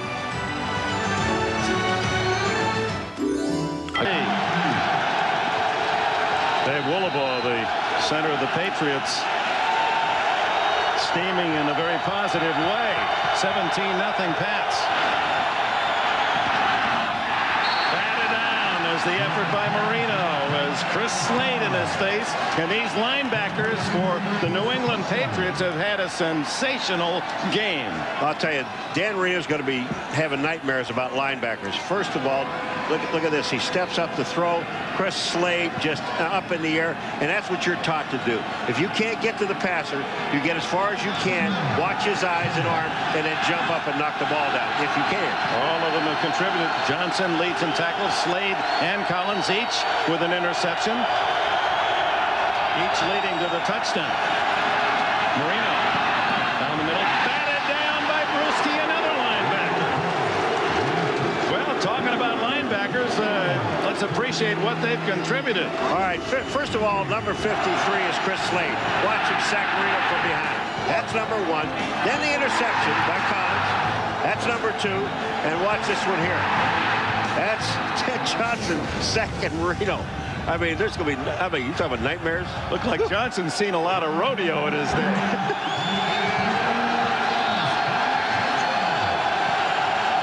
Best starting position of the game for Marino and Miami at the 43 after the 40-yard kickoff return and 10-yard penalty.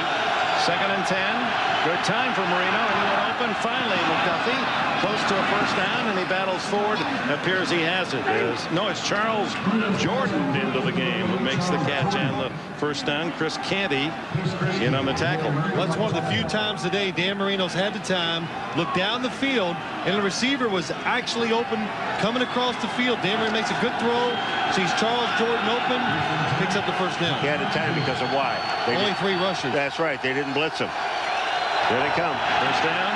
Marino steps aside. Ball deflected. O.J. McDuffie in the area.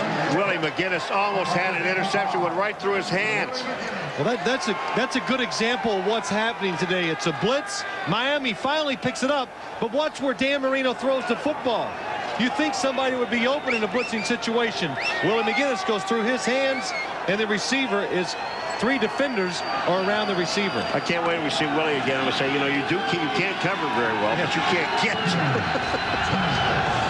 McGinnis, who is an outstanding high school basketball player in Long Beach, and he rejected that one. Minute left in the 3rd. Marino, a quick throw and complete to the 26-yard line, and a late flag comes in. Steve Israel, number 21, is on a coverage. Jordan made the catch. Israel, former Ram, former 49er.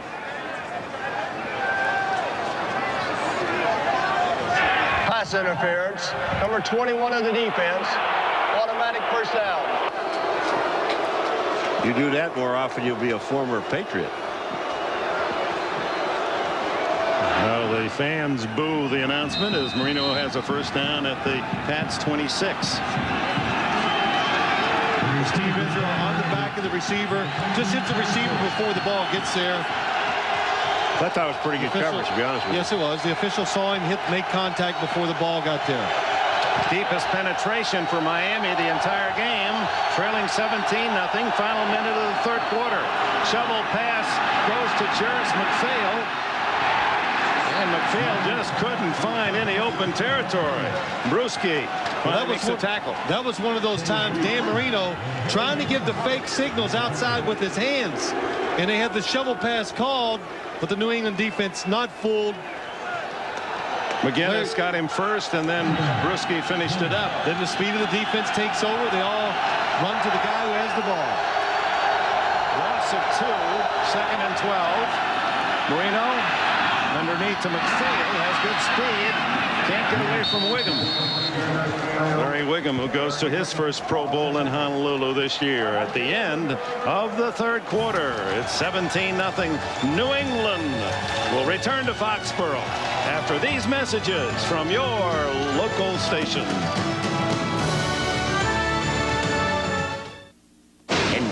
League and is intended for the private use of our audience. Any rebroadcast or other use of this telecast without the express written consent of the NFL is prohibited. And we welcome you back to Foxborough. 4th quarter, 17-0. Miami with its best chance at the 20-yard line. Well, Miami's offense, if you watch it all day long, the thing that sticks out to me, they got to make so many plays to even get in scoring position. Now, the thought of going 20 more yards just looks so difficult for this offense. 3rd down and 4. Here comes the safety blitz. Marino throws it up. Nowhere close to the receiver, Jairus McPhail. Lawyer Malloy with a running start from his safety spot. Well, Lawyer Malloy, we've said so many times, the surprise, look at him coming back. He times out the snap of the ball perfectly. Nobody sees the blitzer coming. Dan Marino has to throw it before the receiver's ready again. On comes Olindo Mare. As you see, 16 New England blitzes, 25 times they went after Marino on Monday night. From the 28, a 38-yard attempt by Mare is good. So the Dolphins get their first points of the game early, fourth quarter. Stadium, where the Miami Dolphins, after the kickoff return and penalty, go 23 yards in 8 plays to get themselves in field goal position. 38 yards by Mare. And now Canty and colors are deep as Mare onsides it, and a scramble. Who's got it? Did Miami recover? Miami's got it. Miami recovers at the 44-yard line. The reason this thing works is that the New England Patriots, their defense or offense, they were up close at first. And then when they saw the Miami Dolphins didn't shift in any way, shape, or form, they dropped back 4 guys to form the wedge. Corey Harris. And when they formed the wedge, Orlando Marty just pops the ball up in the air. What a great kick. Well, Paul, like anything, it's all deception. You always want to deceive the other team. Miami does it this time. That's why the onside kick works. And just the way he hit it, he just popped. Watch him. He just hits the top of the ball. He'll pop it. It goes down and right back up in the air. What a great kick. Mario Greer had a chance at it, couldn't control, and Corey Harris recovers. Remember, Miami recovered 2 onside kicks in the first game between these two teams back in November. Marino hits, fumbles, free ball. I believe Slade came up with it. New England got it. It looked like. Well, 1 play after the onside kick, New England gets it back as Canty came through another blitz. Well, you know, Dick, Miami had a week to work on this, and you can see their hard work is just not paying off. A blitz from the outside really just comes down to hustle. The guard sees it for Miami. Bucky does. He goes out, doesn't stay with the defensive back, hits Dan Marino when he's not expecting it. That causes the fumble. I'll tell you, and you don't blame Marino on this thing. Bucky is a lineman, number 77, that actually sees the entire play coming. He sees Canty coming. He just can't get in front of him. He gets too far outside. Canty comes inside. And Slade, who has an interception, there to recover the fumble at the 41. Colors to the 40. That's it. And the blitz, if you can take a look at the blitz coming, New England comes back. They make the play right away. Jeff Bucky just overcommits. The speed of New England's defense. That's what causes so many problems for the opposing offenses, especially Miami. The speed, they get to these to the offense, and they can make all these different variations, and it's hard to adjust to all of them. It's Steve Israel, another defensive back, coming on the other side on the blitz, and Canty from the backside. 2nd and 9 for Bledsoe. Fires, incomplete, through the hands of Terry Glenn. Terry Glenn is shaking his head, and he's saying, I can't see the ball. That ball was thrown right into the sun. He even has a visor on, but when he throws this ball, Terry Glenn really does not see it. Well, Paul, that and the fact that he just hadn't played a lot of football, he's got to get back and be what you would call game tough and be used to these game-type situations. And look what Terry Glenn was looking into. That's what he's looking into, and he just came, when he got off the ground, Dick, he was just shaking his head. I can't see, even with a visor. So 3rd down and 9. So don't throw it over there. Throw it over here in the shade. Use one of my assistants. Play action and Bledsoe. And he doesn't take any chance, and Daryl Gardner has the sack. The 3rd sack for the Dolphins today. Gardner, who had only 1.5 on the season. You know, this is a smart play by Bledsoe. He has no one open.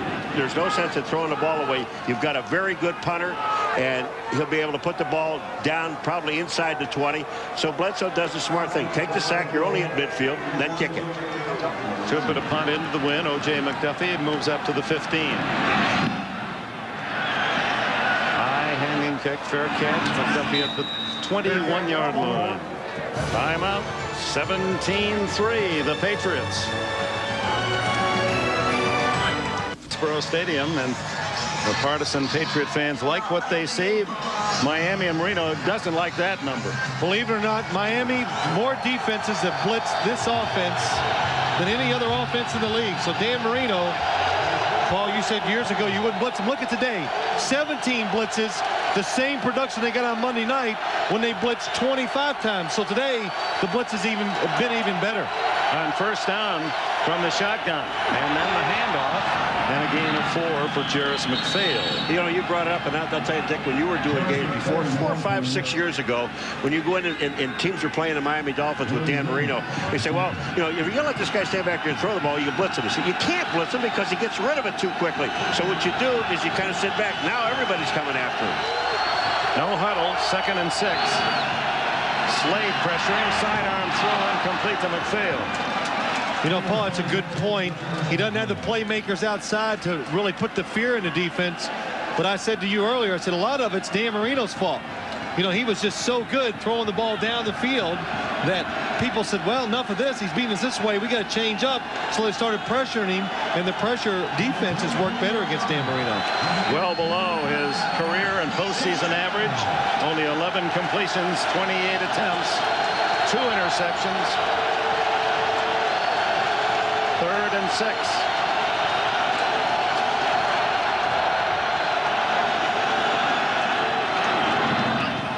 Incomplete and almost intercepted by Hitchcock. Jimmy Hitchcock looked like he was the receiver that time. He actually was breaking on the route before the receiver did. But Lamar Thomas gets knocked off, and he's complaining. He's on the upside. He looks like he's getting held. And look, he comes inside. He knows it's a slant pattern, a short inside route. There was some contact, but it was in that 5-yard zone. So Kidd to punt, this time with the win. Troy Brown back at the Pats 30-yard line.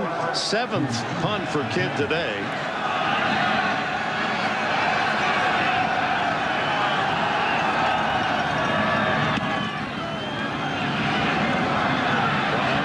Gives away some ground, fumbles the ball, and then it covers it at the 29-yard line.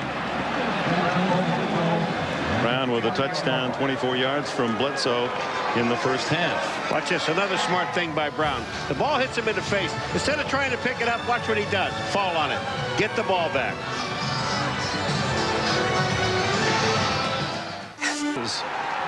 And the coaches tell you all you need to know. One coach is celebrating, the other one's begging for help. First down to the Patriots, deep in their own end, and Millers gets the carry.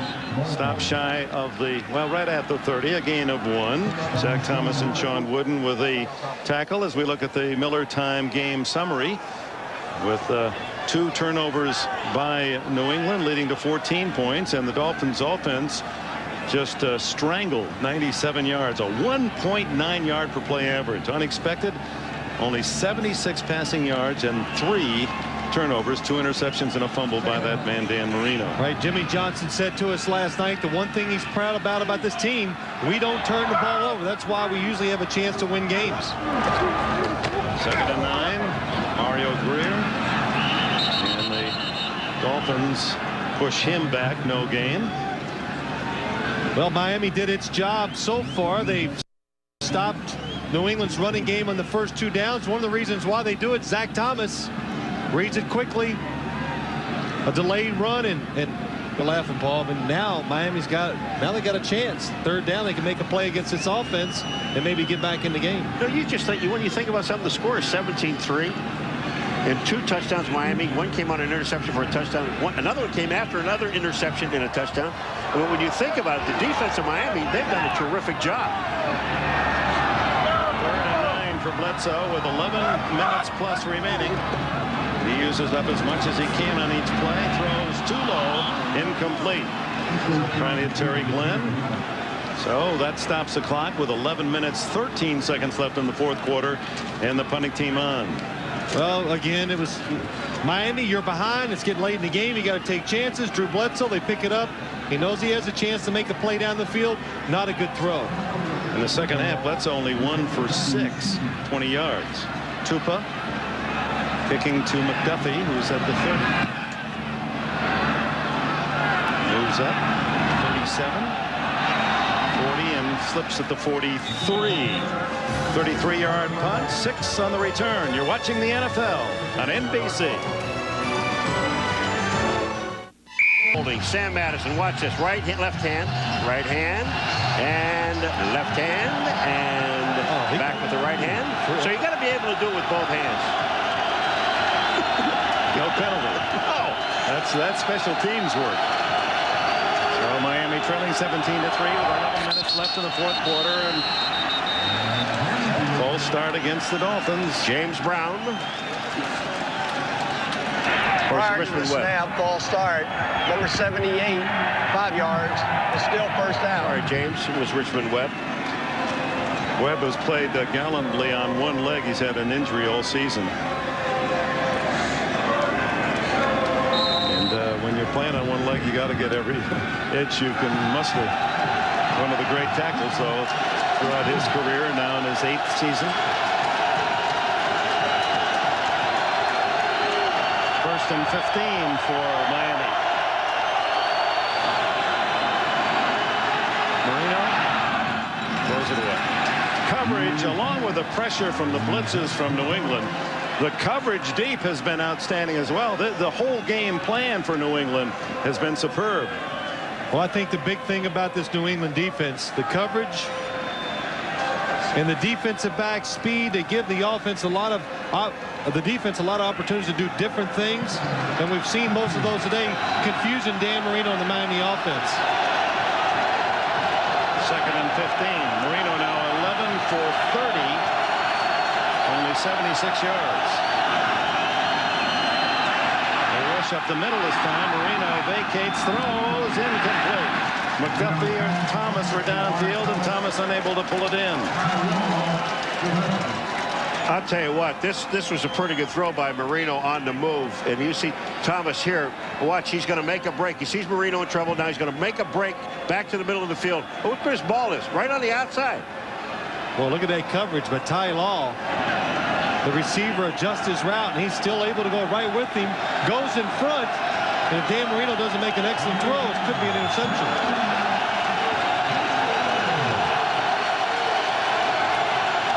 Third and 15.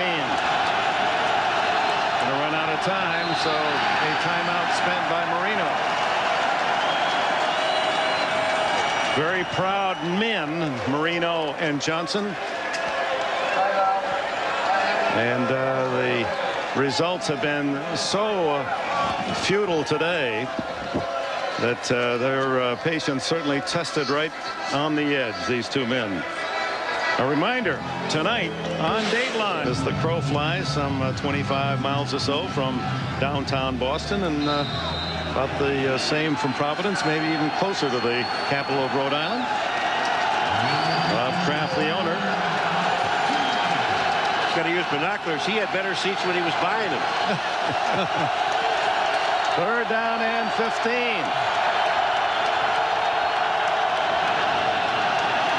They bring 4 men this time. Marino sets up, throws underneath to Jarris McPhail, and McPhail with a burst is close to a first down at the New England 47.5. Looks to be just slightly short.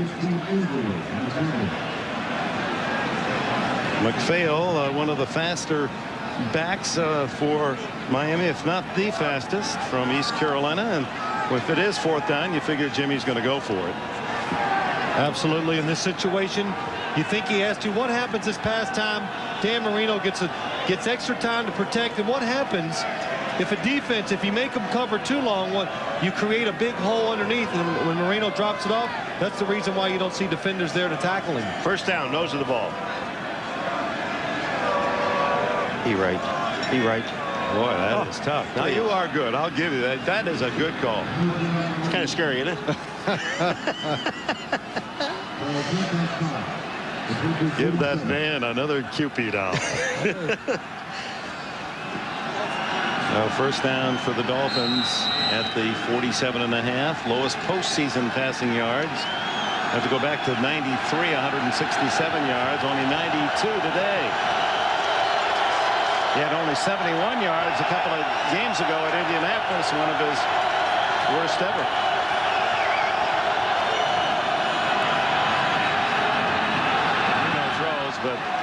10 yards of the sliding Charles Jordan. Looked as if he expected Jordan to come back. Phil, yesterday we were talking to Jimmy Johnson. I mean, he was mad in the room. And he's totally upset with his offense and the changes that have to be made. You're going to see Marino is going to get, well, he gets the ball thrown, but it looks like it might have hit his arm and it came out, slipped out of his hand. But Jimmy Johnson, when he's talking about his offense and how upset he was with it, what do you think would be the major change he would make? Well, philosophy. They're going to change the way they think about running the ball, how they design the running plays, and also how they pass the football. That will be the biggest. How they protect for the quarterback. Marino fumbles it, picks it up, saves a sack, and McPhail actually gains a couple of yards to the 45-yard line before Willie McGinnis can make the tackle. I thought it was interesting that Jimmy made it very clear it's not the players. He thinks he's got the talent and he's going to get more off the injury list this year. The key for him will be changing the whole offensive philosophy, which would make me a little nervous if I was on the offensive side of the ball as a coach. Well, yeah, it would make me nervous if I was a coach, but Jimmy Johnson not happy with it. If he's not happy and they're not winning, a coach, he should do what makes him happy. Usually that's what makes a team good. So Jimmy, he's made it pretty clear they're going to change the system next year. 3rd and 7, Marino, as he's falling, almost intercepted by Stephen Israel. Well, do you have any idea how good Dan Marino just performed? I'm talking about Willie Clay is all over him, not once, but twice. And Dan Marino, you saw him drop the ball, then pick it up and make a completion. Look at Willie Clay. Here it is here. Now watch this. Now Marino goes back out to throw and gets his ball off. That's incredible. Fortunately, was not intercepted by 21 Israel. Brings up 4th down and 7. 13 for 35 for Marino today. The pressure has been intense from New England. Here they come again. Throws incomplete. Diving try by Lamar Thomas. The Patriots take over on downs with 9 minutes, 10 seconds left. Well, one of the few times all day Dan Marino has extra time to throw the ball. Lamar Thomas, good job of getting away from Jimmy Hitchcock. Can't come up with the catch. At this point, the way the pressure's been on, the receivers need to make some of the spectacular, and that has not been the case either. What did Marino say to us yesterday? Bring it up one more time. We've got to make some big plays. We've got to make some plays. So at the 45, New England's ball with a 17-3 lead.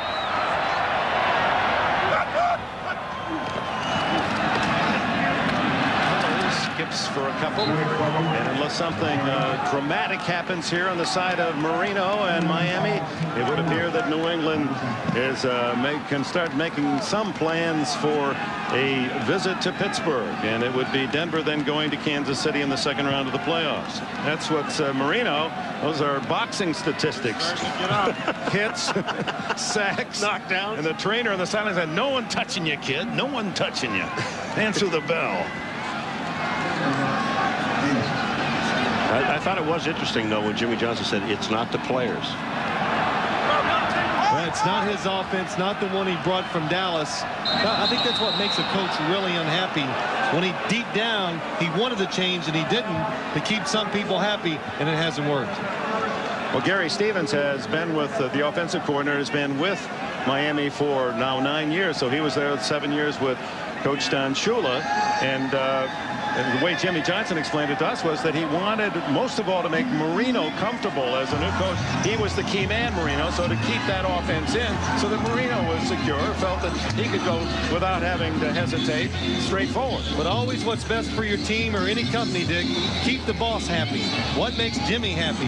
And he didn't do that, and that's why, that's why he keeps saying it's second-guessing himself now. It's easy to look back, but that's what makes him so unhappy. They're not doing it his way. Well, in all the years that we've known him, Dick, and all the times we've been around Jimmy Johnson, I have never seen him that upset as he was yesterday. I mean, just downright mad about everything that's been going on. He wanted to win the division. When they didn't do that, that was part of it. That started him. 8:25 left as New England goes back in the huddle, 17-3 in front. The other thing about him I wanted to mention, you ask him a question, he's going to give you an answer. It doesn't him and awe. On that if you're a player, in some ways, that's good. You have no doubt about what the coach wants or means. Quick throw out of the backfield to Sam Gash, his first catch today, and Calvin Jackson, the tackle, short of the first down at the Miami 49. Dick, you're right. When you played for Jimmy Johnson as a player, you're always going to know where you stand. You might not like some of the things he tells you, but you're going to know where you stand. Well, one thing they do know that they don't have to do a whole lot with the defense. The defense looks pretty good. At least they do today. So does New England's. Yeah, they do, don't they? 3rd down and 5.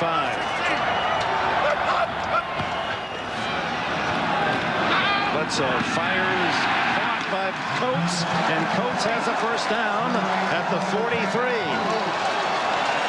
Two things really stick out on this play. One of the reasons this offense can be so dynamic, Ben Coates, 3rd and 5, just goes down, picks up the first down, and Drew Bledsoe makes this play happen by really just putting some extra heat on it.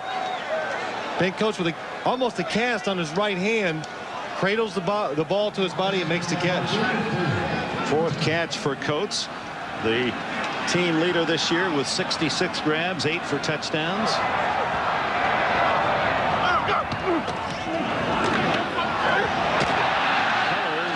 Smacked down at the 39 by Calvin Jackson.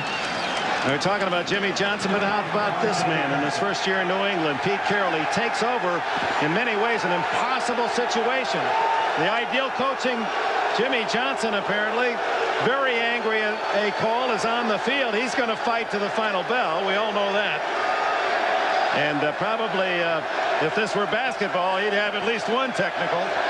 No, he'd be thrown out of the game by now.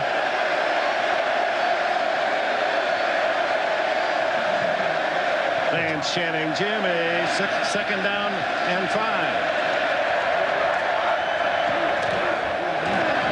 Colors.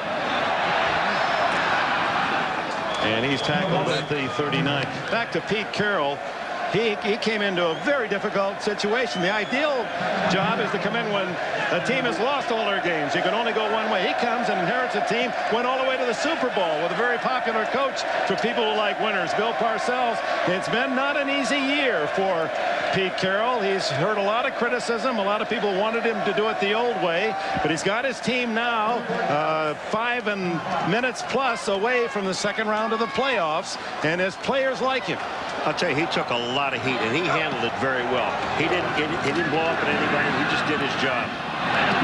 Goes to the sidelines, and any pass by either quarterback to the sidelines been almost impossible today.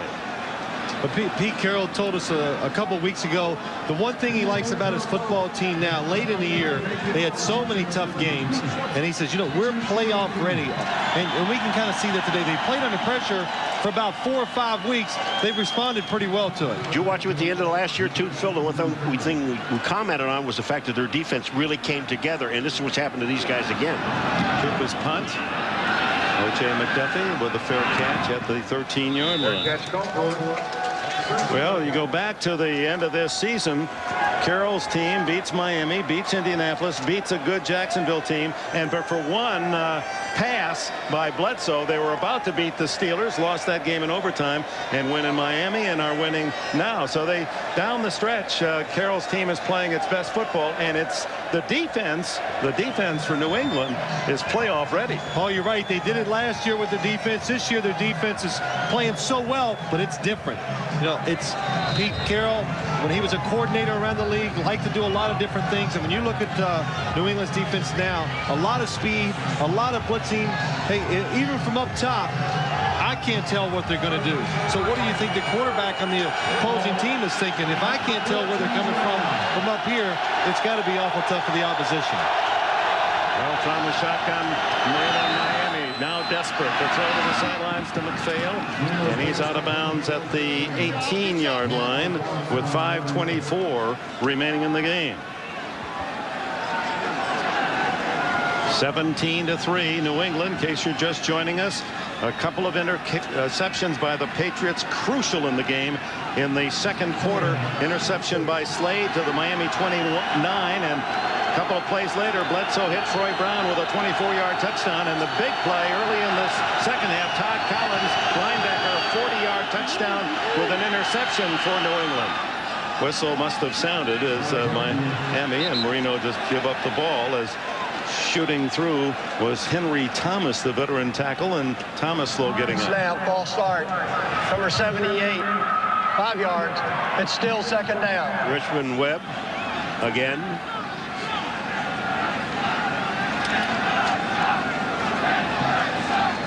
Richmond Webb is right here. He's number 78. And once you're in a set, whether you're in a 2-point stance, a 3-point stance, or even a 4-point stance, once you're set, you can't move. Henry Thomas, a 2-time Pro Bowler, signed as a free agent this year by New England from Detroit, but he had his big years with the Vikings, was once a franchise player with Minnesota. He and Randall inside, the Vikes were really something. Well, you know, every time you talk about the New England Patriots on defense, and you're always talking about McGinnis and Slade and the linebackers, but Sullivan, Wheeler, and Thomas, the guys up front, these guys have really done a great job. They're the guys that are taking the beating, making the offensive guys come to them, and then leaving the holes open for everybody else. Paul, they're occupying people, so all the little people behind them can make those plays. And Henry Thomas, number 95. So let's see what happens. It looked like he landed on his knee, on his left knee. Now, the way that defense is playing, they can ill afford to lose what he brings to the package. Well, these are the guys that play in the middle, Dick, and you know, the Ted Washingtons at Buffalo, and these guys at Stubblefield. Well, Stubblefield made a living out of sacking quarterbacks, but these guys really take a beating, and no one really talks about it. Thomas able to leave under his own power. Less than 5 minutes to go. The clock will stop on out of bounds ball. Another blitz. Catch by McDuffie, but as he falls at the 15, it's only a 1-yard gain. Boy, Marino is just taking a beating. Malloy again. You know, one thing, Dick, watch the blitz come right up the middle. Malloy, good timing again. Nobody touches him, but when you spread your offense out, I think you are making it harder to move the ball against New England. Because when they put their substituted defense in, those defensive backs, they're all good players. They're fast. They know how to get to the football. Very hard to move the football in this substituted defense. 3rd and long. Marino downfield, complete. Lamar Thomas, and Thomas is to the Patriots' 42-yard line. Hitchcock makes the play. It's the longest gain of the day for Miami, 42 yards. How about that throw? After the beating he's been taking, and put a strike out there like that, you better catch it. Trying to hurry up, and now a time called by referee Austin just to set the ball at the 43. Miami trying to strike for a score here and hope they can successfully onside kick, which they have accomplished 3 times against New England. Once today. Marino's throw well covered, surrounded was McDuffie by 3 Patriots.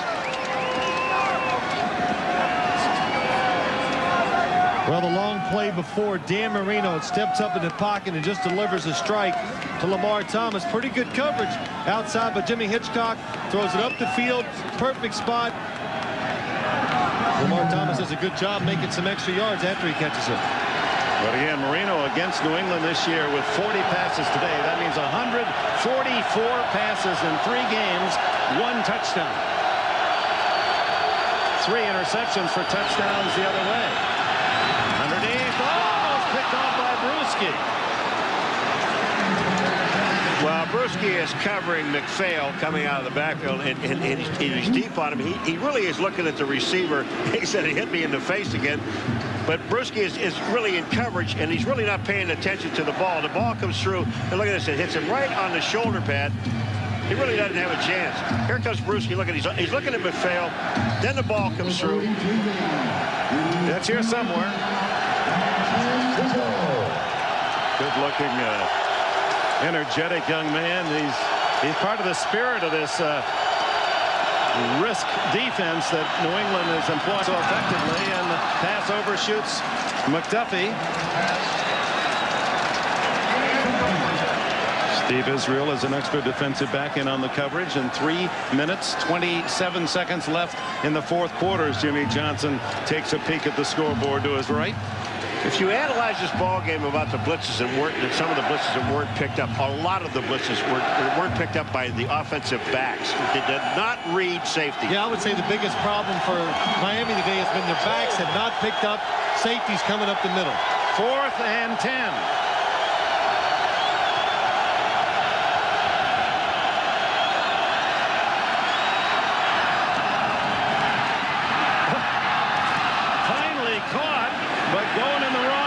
Is O.J. McDuffie. Under normal circumstances, heading the other direction, that would have been an outstanding catch, but the juggling took him back toward the quarterback and a minimal gain. Well, the coverage was so tight. O.J. McDuffie short of the first down when the ball hits him. Even if he'd have caught the ball, Steve Israel was right on him.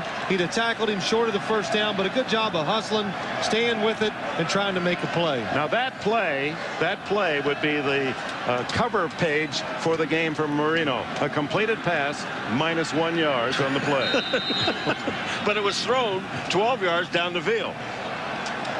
So the Patriots take over on downs at their own 44 with 3:16 to go. And it'll take a major mistake by New England now to deny them a very emotional win.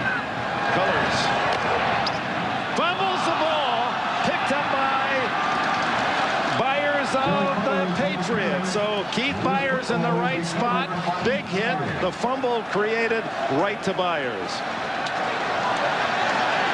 Oh, Keith Byers busts the ball right in front of Miami's bench. But the safeties for Miami coming up, I think it's Sean Wooden. It's Calvin Jackson, number 38, just comes up and delivers the blow and causes the fumble. And then Byers got up and looked right at Jimmy Johnson on the Miami sidelines. And is that who he was looking at? I think he might have been. I think he might have. That's a good point. He's forgotten, not forgotten the fact that he was turned loose by Johnson last year. First down on the fumble. Mario Greer protecting the ball. Surrounded by Dolphins. Rodgers in on the tackle. Quarterback pressure.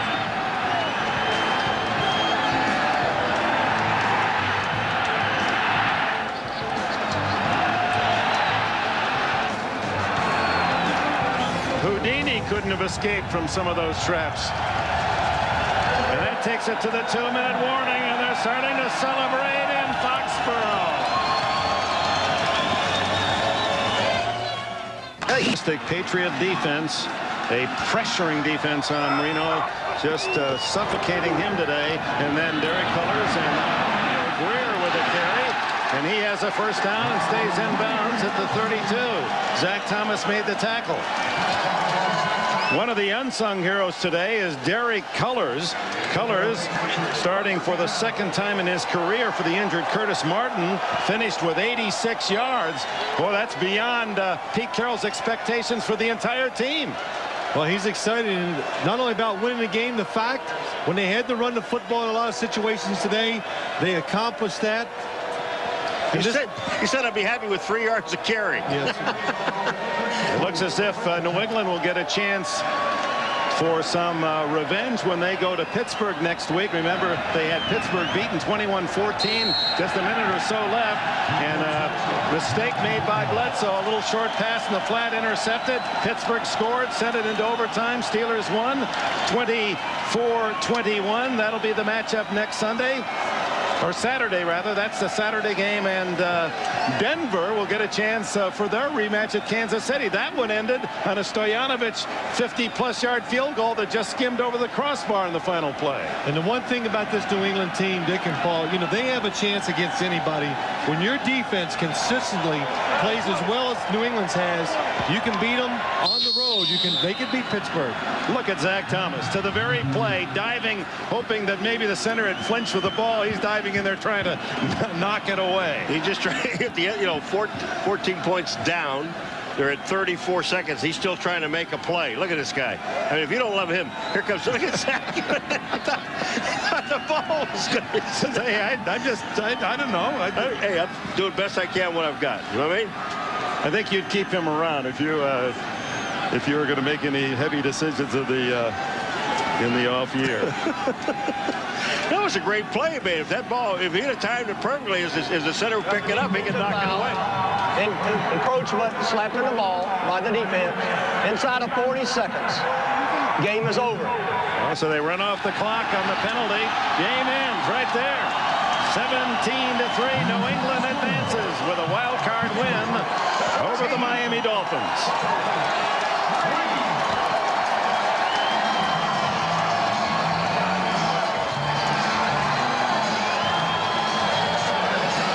For New England, a chance as the division winners in the East to move on in the playoffs, try to follow the path that took them to the Super Bowl a year ago for Miami.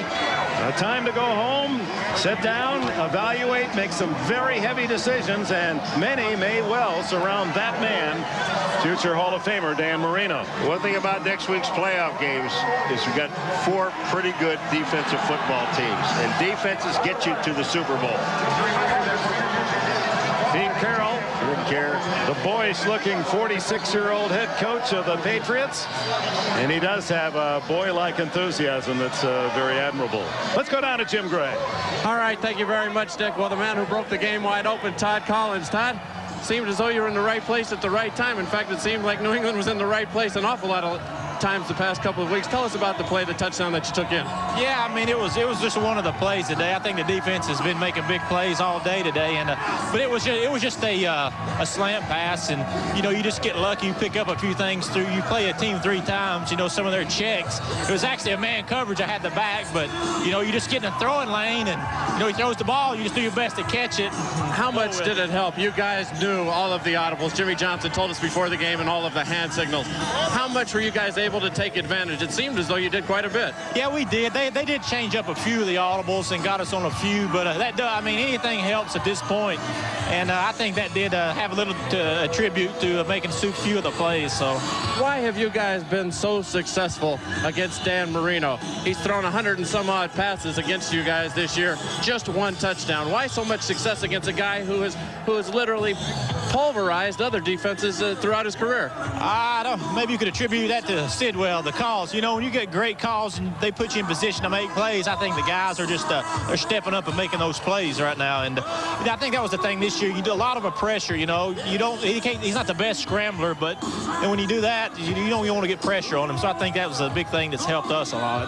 On to Pittsburgh now. Kevin Henry, I'm sure, is on your mind. We look forward to the game next week. Yeah, it's going to be a big one. We got to go down there this year, so we'll be ready. Congratulations to you, Todd. Let's send it back upstairs now to Dick Enberg. All right, Jim Gray and Curtis Martin hopes that groin injury improves, that he can contribute. Bob Kraft leading the celebration. The Patriots advance, go to Pittsburgh next Saturday, and Miami continues to be frustrated in the postseason on the road. That's 7 consecutive losses on the road since they won Super Bowl 1974. The final, the Patriots 17, the Dolphins 3. Drew Bledsoe and New England still keep those Super Bowl dreams and hopes alive. Stay tuned for the Sun America postgame report coming up after these messages. For Phil Simms, Paul McGuire, Jim Gray, this is Dick Enberg. So long from Foxborough. Happy New Year, everybody.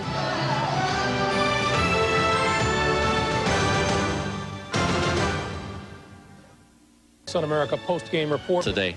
Why were they able to shut down Dan Marino, and how much knowing the audibles and stealing the signals, as Jimmy Johnson has said, paid to your come into play today, because it seemed like you guys were everywhere and they couldn't make any adjustments? Well, we were real fortunate both games against them that we were able to continue to pressure, and we really didn't know if we would be able to today, but as it got going, it was there. So I thought Sid did a great job of just keep calling it and staying with the game plan, and it worked out quite well. So we're fortunate. Is this defense capable of playing any better? I mean, this has been an awesome performance the last couple of weeks. Well, this is kind of about as good as you hope you do to play here, but you know, each week's a different week. We'll hope we can do it again.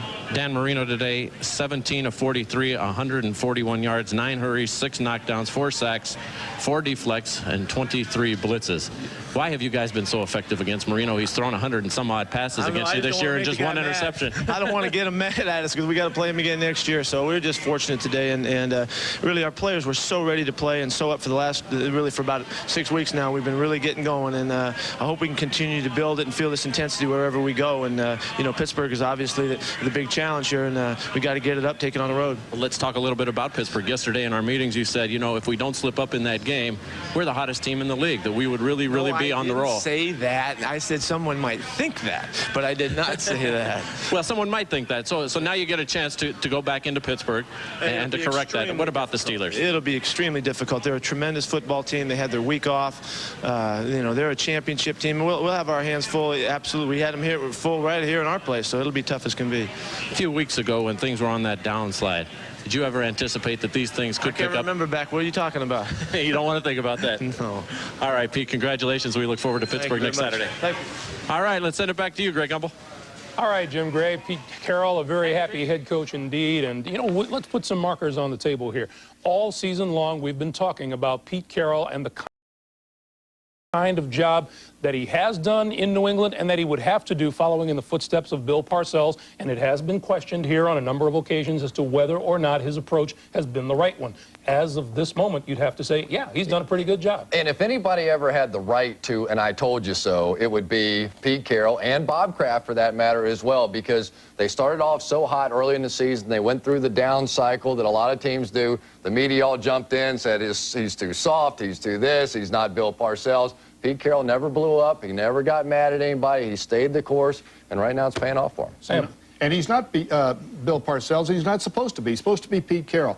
And to his credit, sometimes when you're getting all this barrage of free advice, you sometimes give in to it. Sometimes the most innovative thing you can do is stay the course. Know what you know is right and stay with it. And also, a real pat on the back to Pete Carroll to keep his players from reading the newspapers, believing or listening and have them affected by what they hear on television and the newspapers. That's a real plus for a coach if you can keep them focused. Well, I think it was a bleak look for this football team. They were going to Jacksonville, if you remember back to that game. And I tell you what, without a running game, really, Curtis Martin's been hurt. You got to give Drew Bledsoe a lot of credit here, too, but he and Pete Carroll both.